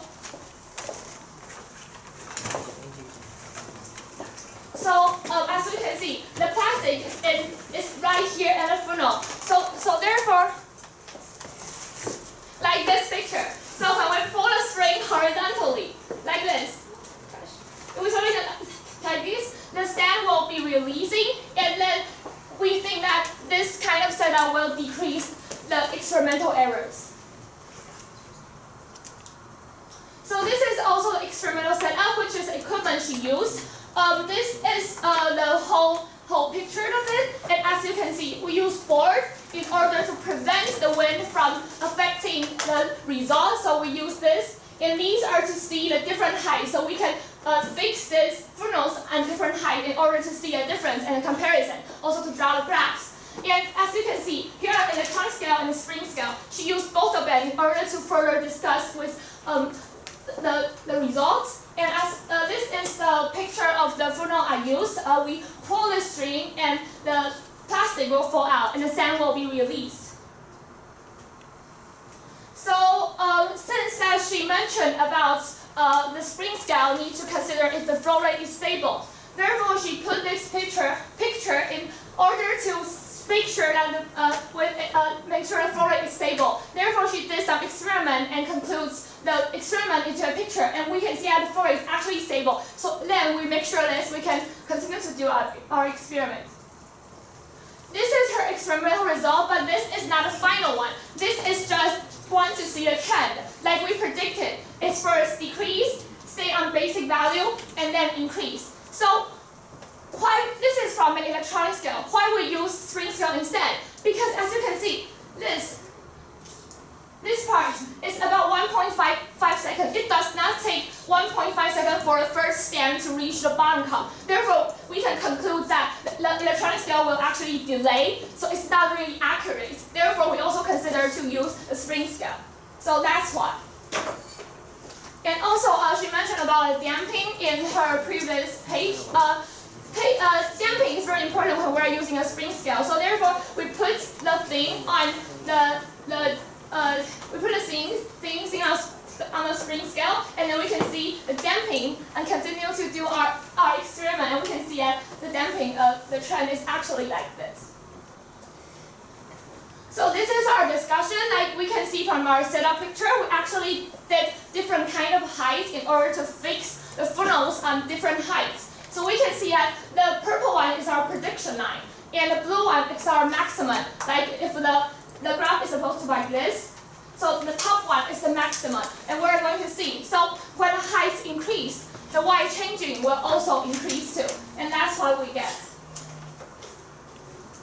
And then this is about flow rates, because we're going to see the big or small is the funnel's mouth. So we're going to see if the flow rates. So we can see that the trend is actually when the flow rates increase, the Y's will actually increase too. And that's what we also get from the discussion.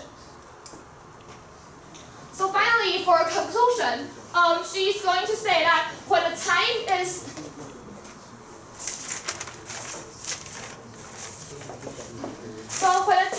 when n minus mg,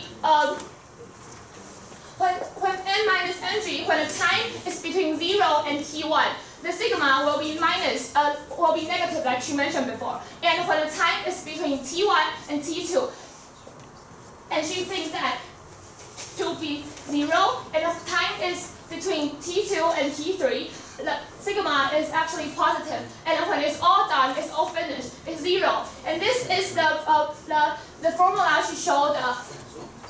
This is the formula she showed. So as we can see, if we use this formula to conclude this whole remark, we can see that when the height increase, the normal force, which is n, will increase, and when the flow rate increase, which is this normal force, will also increase too.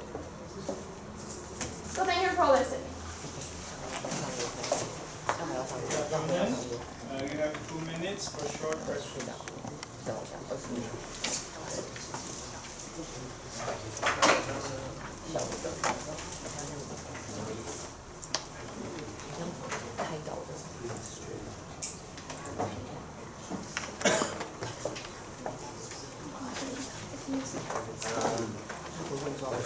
Please switch to number 16.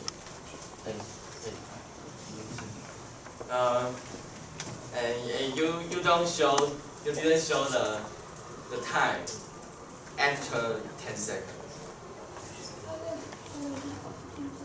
It's supposed to be back on the basic value since that the whole step is on the bottom, so it's supposed to be. I don't know what you are talking about, but we think after the 10 seconds, the results may not be, because you didn't,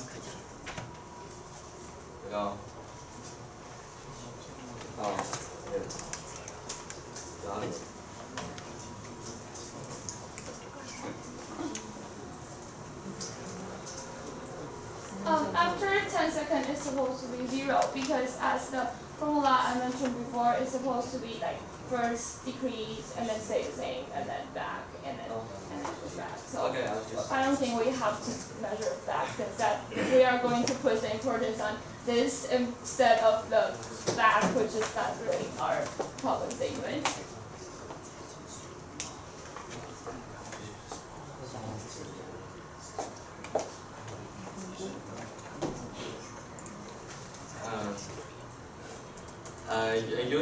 Do you think the? I don't think you have enough time, so Thank you.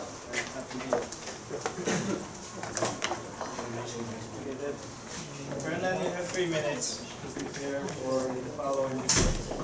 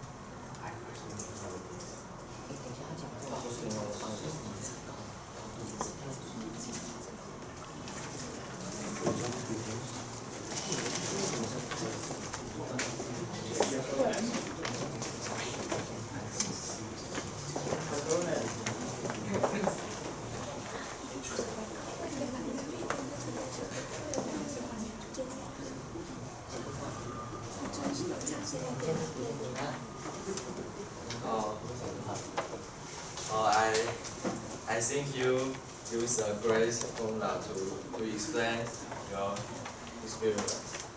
But I think you 那个哦好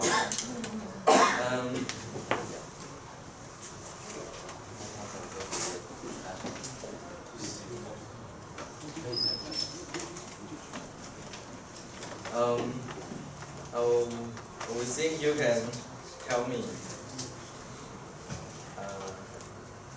the pressure of the air maybe can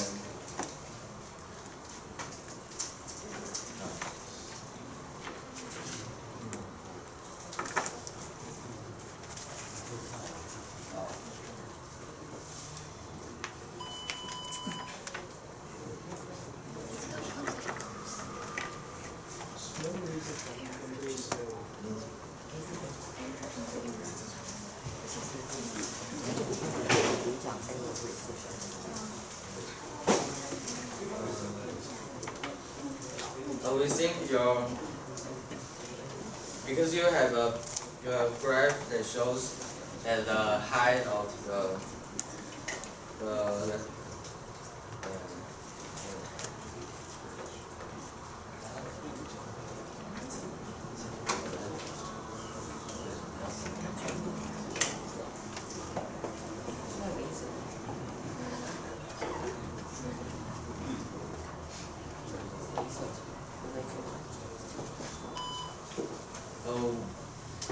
we think the height will change in your formula.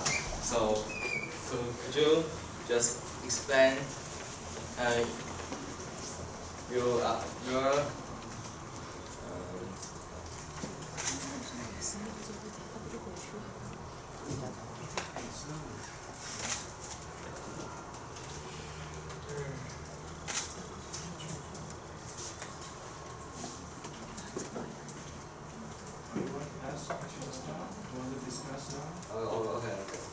Okay, then we move to the next one.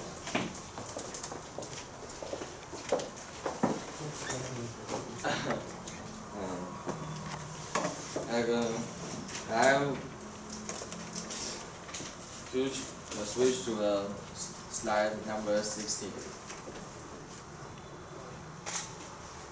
Oh, just to clarify that. No, I know. Okay. But I want to ask this.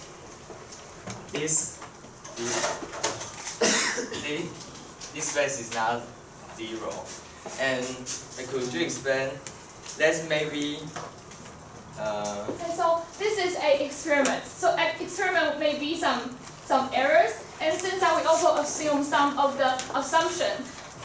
So therefore, like like I mentioned, like I just want to clarify before, this is not our final result. This is just want to see a trend, and this is using by electronic scale. So not the final spring scale that we are actually using. So actually, the electronic scale will actually delay. So we can see that the delay is actually very big. So yeah, I don't think that we should really discuss on this, since that I'm just going to show the trend instead of the whole final results of this.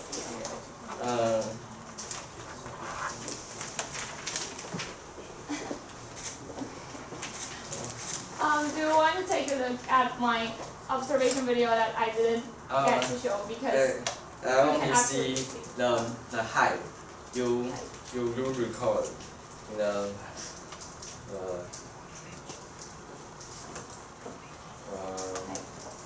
next. So, this is not the height. This is the flow rate. Oh. Flow rate is different. Height is in the back, which is in this one. We can see we are doing the heights from about 15 to 50. So actually that's pretty much number. We can actually see the trend is when the height is going up, the weight will actually go up too. So we can see that the trend is actually like this. It's in positive correlation. Yeah. So what is the max of the height? The max of height? Because you cannot just keep growing. Growing? Because the stand will fall. I'm sorry, I don't quite understand you. Okay. What is the height? Means Okay, so the height is the funnel's mouth to the bottom cup. So that's the, it's not like this. Like I showed it before previously in our experiment. Because you didn't really see the observation video, I apologize for that. But our hourglass didn't look like this. Our hourglass actually looked like this is a funnel, and then this is our device, and this is the scale. And this is the bottom cup. So when, like I said before, this is the releasing device, the string, our hand will pull the string, and then the sand will go out. So it's not like it's the whole thing combining together, it's a whole. So my height does not mean this, it means this. So we're going to see these heights from 15 to 50. Yeah. Oh, okay. And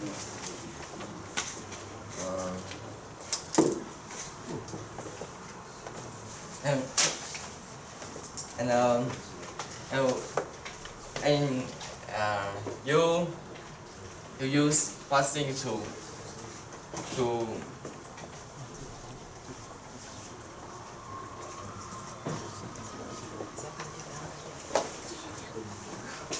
you want to talk about the setup? It's over here. You can just point on to this picture. Yeah, it's easier. Yeah. Could you explain the height? You say height is here to here. Yes.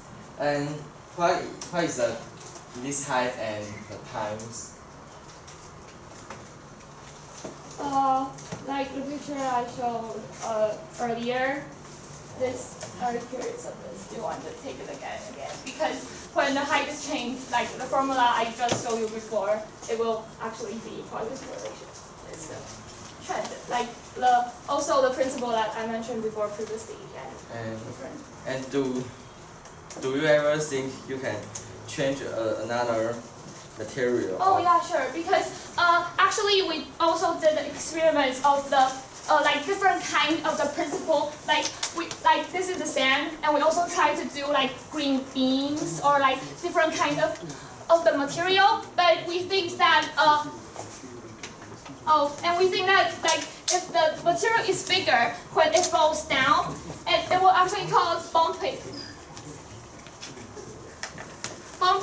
So the results should be like this, but when the green beans fall down, it is bumping. So the result will be like this, which is not really accurate enough. Therefore, we didn't really put on a parameter. But actually, we did the experiment before. But because this will fall down, and the bumping is like a really it's a pretty big problem to consider. Therefore, we did it. Oh, okay. And you say your because the height because yeah.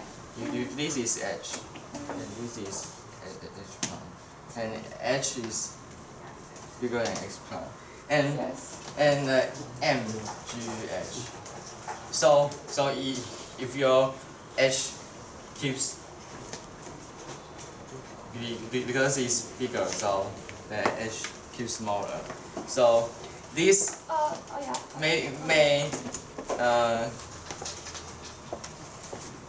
change the time. Yeah, I know what you're going to ask about, but actually this experiment is quite big, and I think that h is almost about this, and this is not quite mattering since that we also have lots of differences to discuss. This is not really the main thing that we're going to focus on, since that is about the same, because it will not be too much. And so do this thing and this thing different because this is the air cannot go out and outer air cannot go in. But so this is as I mentioned before, we already assume that we are going to neglect the air resistance because we don't really think that. First of all, if we consider it will be more complicated, and we don't. And also we also did the board thing, so the wind will not actually affect. And the air resistance, I don't think that really plays a very important role in this experiment. Therefore, we don't. This is actually good too. But if we want to change the height of this device, we think that this is actually better because we're also like the experiment I showed you here. We're also changing the flow rate. Therefore, the flow rate is the funnel. Like if this is big, the flow rate is bigger. The sigma is bigger. And if the flow rate is small, and the sigma will be smaller. So if we want to control the big or small flow rates, we have to use this kind of funnel in order to cut to see, because this we cannot really see the difference. Cannot see the comparison between different experiments. Since you're really curious about my setup, do you really want to see my observation video? Because I think it's a really good one. Because I actually filmed it several times. Oh, sorry, it's as a yeah. Okay.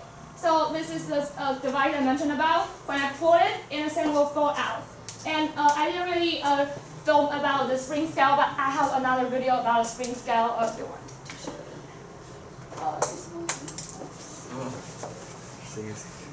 And also this is another we showed about, and we are not sure because I didn't really turn on the voice, so I don't really know. Yeah, when we pulled it, it will first decrease like we first predicted, and then when it's done, it will actually decrease. Yeah, it will decrease the back. So we didn't really use the electronic scale because when it is supposed to decrease or supposed to be increased, the electronic scale will actually delay. So the number will not really be accurate. So that's why I want to show this picture for you. And do you think this system may be just not 90 degrees? You can try another degrees. Sorry, I don't really quite understand your question. Oh, you mean?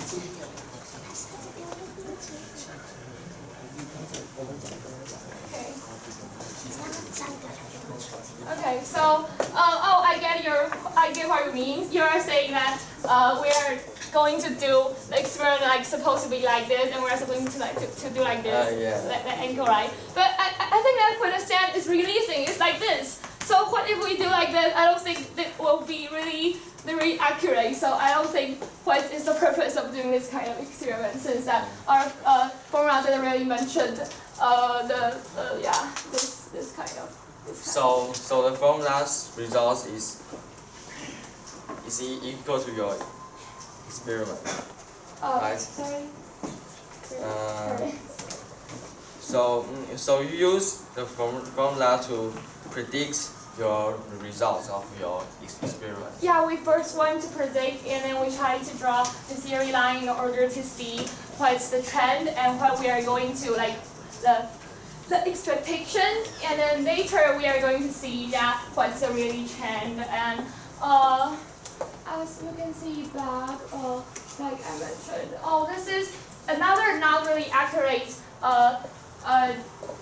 graph we did, and we think that because this is measured by electronic scale, so we didn't really put it in the front, but this is also a graph that we did, and we can see that, yeah, like you also mentioned. And to Okay. Thank you. Okay, now the reviewer, you have 3 minutes to ask questions to both sides. Oh, sorry. Yeah, the opponent, you summarize the discussion in 1 minute.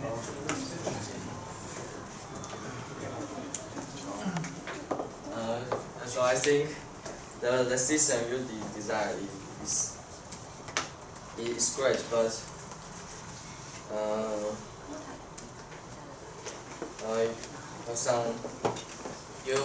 I think you can just add some varieties, like another diameter. So you can have different results, and different humid or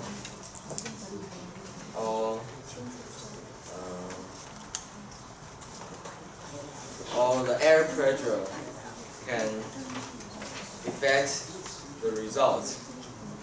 So all.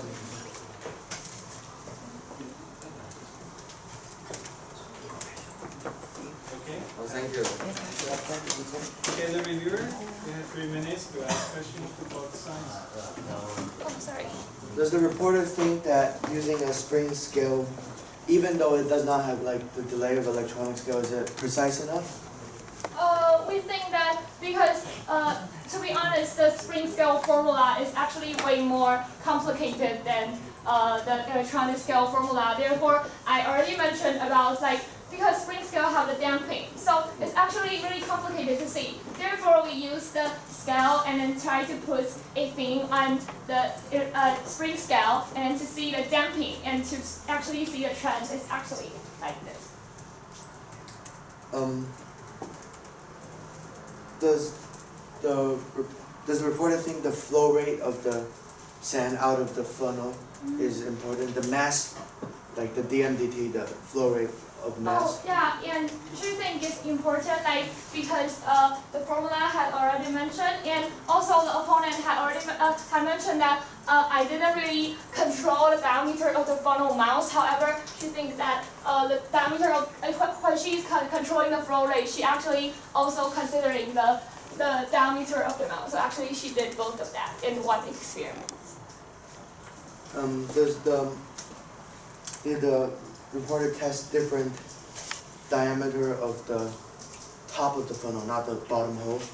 I don't really think that the top of the funnel will actually affect things, since that the sand is actually releasing from the mouth, not the upper one. So if we. But the sand in the funnel is, as the sand bottom is flowing, the sand in the funnel is actually also going down.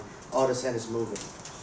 Or is that not considered? Like she made her assumption for the speed. Wait, a second, sorry.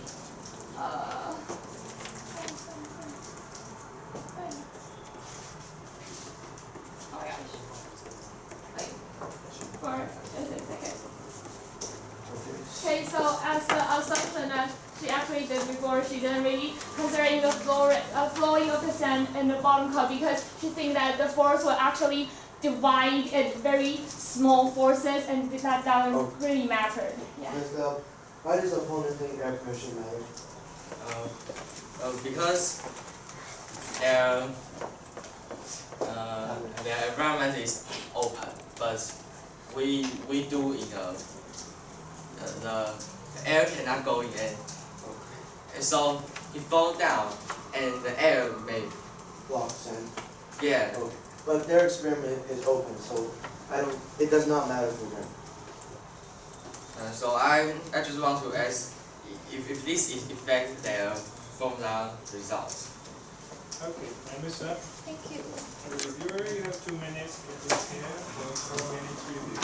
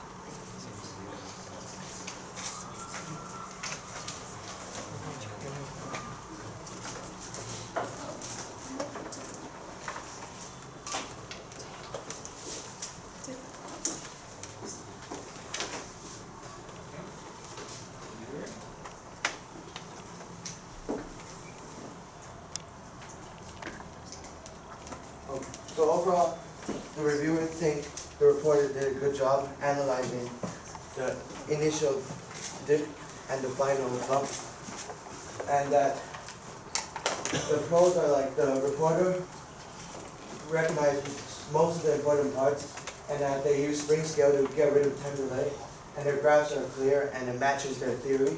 But the bad part, however, some of their assumptions the reviewer believes are not good.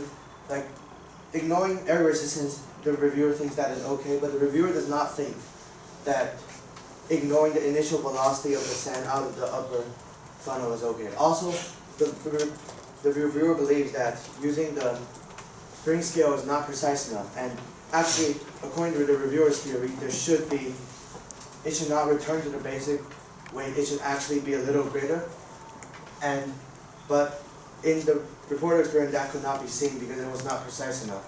So their conclusion missed a very big part of the phenomenon of the sand falling. And as for opposition, the opposition, some of his questions were not very clear at first, but then later on they got better. Also, he asked some good questions about end behavior and targeted some things that the reporter forgot to mention. And some of the main questions, for example, the opposition mentioned the little bump right after the fall. That reporter said it's not important, but the reviewer believes it is a bit important because it's from the initial collision and that bump should matter, and it's not error. Also, the opposition asked about them testing with different materials, and they said green beans cause too much collision, but because it's too big. And the reviewer agreed with that, but the reviewer thinks that they should also test small particles with different density, because that affects the mass flow rate, which the reviewer thinks is the most important part. Also, opposition asked if the reporter tried different diameters for the hole in the funnel, but the reporter says it's not important, and the reviewer thinks that's also wrong because the reviewer thinks that will affect how fast the mass flows, and that is very important.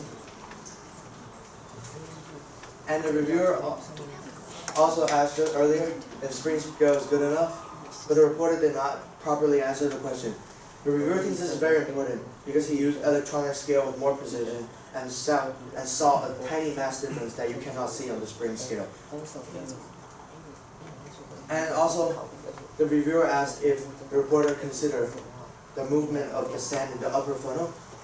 The reporter says the upper diameter is not important and that flow rate is not, but the reviewer thinks that is wrong because how big the cross-section of the top funnel is affects how fast the sand goes down, and the reviewer thinks that is what affects, that going down affects the weight difference of the hourglass. Also, viewer asked the opponent, why is air pressure important? And the opponent said, if the hourglass is sealed, then it will matter. And the reviewer does agree, if the hourglass is completely sealed off, then air pressure will matter because there's an effect called ticking, and the air can will block the sand. But the reporter's experiment is open air, so it does not matter at all. Thank you.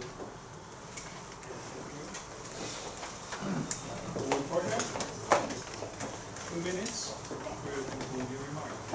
So I'm the reporter, and she's going to make her concluding remark. So by looking at the problem statement, like she had mentioned before, we can get what this topic mainly indicated, what causes the scale number to increase and also decrease, and what parameters will affect the initial decrease and the final increase. And by the theory that I had mentioned before, it is about that the net force of white in a normal force which cause an impulse results in the change of the momentum. So when the sand is falling down, while some sand are touching the scale, the gravitational accelerating results in a downward momentum change. And according to my theory, when ignoring the bumping of the sand, it contravails with the upward change of the momentum when the sand touches the scale, and then the velocity change from downward to 0. And this is why we maintain it as a value. And change of the momentum is related with parameters such as the flow rate of the sand, which is interpreted in my theory by sigma. And to reply the opponent and the reviewer, the reporter controls the flow rate by changing the bottom diameter of the funnel. And the reporter also believes that air drag and air resistance, and also, it's not really a major issue according to the statement. Thank you.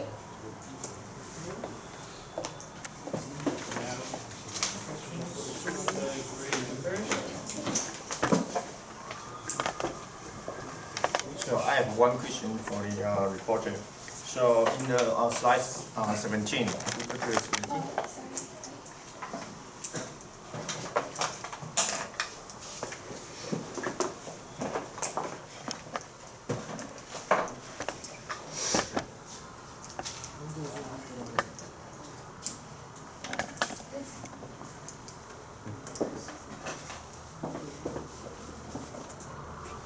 so actually you use the spring weight, so they're dumping, right? So how do you get the correct weight? So actually the dumping so this oscillation might not only from the falling set, but also from the spring, right? Yeah. So how do you distinguish these two? When we are analyzing our external results, we didn't really see the whole trend. We actually only try to see the maximum. So if we compare these maximum, we can actually still see the picture and still can draw the graph like I mentioned. If we only consider the maximum results. You think it's reasonable for the opponent and the reviewer? Well, what do we think? Yeah. Oh, so the reviewer thinks that using spring scale is bad because of this, and it's very hard to do. This is like under damp. It's good if you have critical damp, but that is not the case here. And when the reviewer did test himself, he found that spring scale is bad because it keeps oscillating, so you can't get good result from it. So how about opponent? I think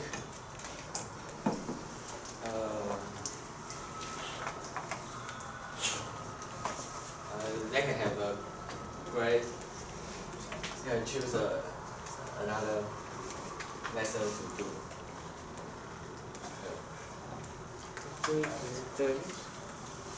May I help but answer the question? No, you cannot. Oh. No, sorry. Oh, sorry. Other questions? Could you go back to the previous slide, 16, page 16? Could you explain this? Theoretically? This. Oh, because this is the result from a electronic scale, so there will be some errors that we didn't really consider about. So, and also according to our basic assumption, there are something that we are sure that we missed, but however, I think that the difference and the error is not quite big. We can still see the clear trends of this. So based on your theory, you think that it will be 0, right? It's supposed to be 0, however, we cannot control every single parameter while we are doing this. How do you think? But I don't really understand which is. I mean the bounds. Bang is. I think it maybe affected by the bumping. So the reviewer has two issues. First is that this is not just error. It's because when the sand suddenly hits the bottom, it sends impulse and it will cause a bump. Also, based on the reviewer's experiment and theory, if you find the center of mass of the hourglass and then take second derivative to find acceleration, it actually, which is ma as force, it actually is not zero. This flat part, the reviewer found was actually a bit positive, greater than zero. And the reviewer think the reason reporter did not find that was because the spring scale is not precise and accurate enough. Other questions? I have some question to the reporter. So in this graph, do you have some comment why these two bumps, the tip and the bump, are not symmetric? Oh, okay. So since that this is the backup page I did, and oh, sorry, no. Okay, so are you talking about the difference? So we think that because the pulling, we're doing the releasing device, and we should pull, and when we pull it, a pulling force would actually affect the result a little, and that's the thing that she would like to apologize that the pulling force not actually didn't really control it very accurately. Could I have further question? Okay. Okay. So this tip and this bump, which one is related to the height in your setup? I'm sorry. These two features, which one is related to the height of your setup? I don't really quite understand. The left one or the right one is related to the height. I think that both of them is actually really quite. You think both of them related to the height? Yeah. Okay, since time is up, so let's finalize the score.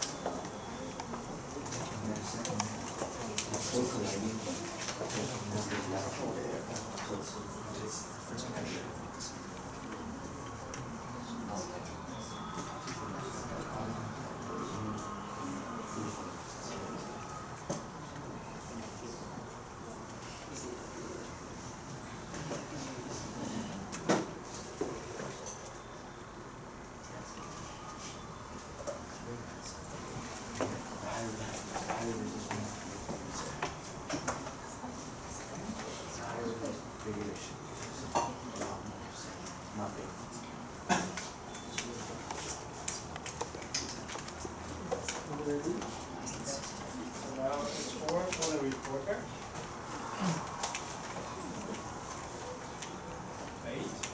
8, 7, and 7.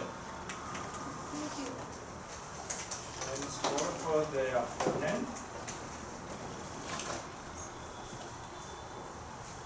6, 6, 5, 5, 5. Score for the reviewer.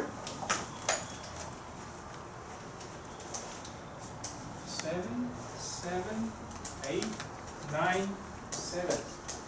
Okay, since we have a 10, maybe you want to say something about the extreme score. Yeah, sure. So for the reporter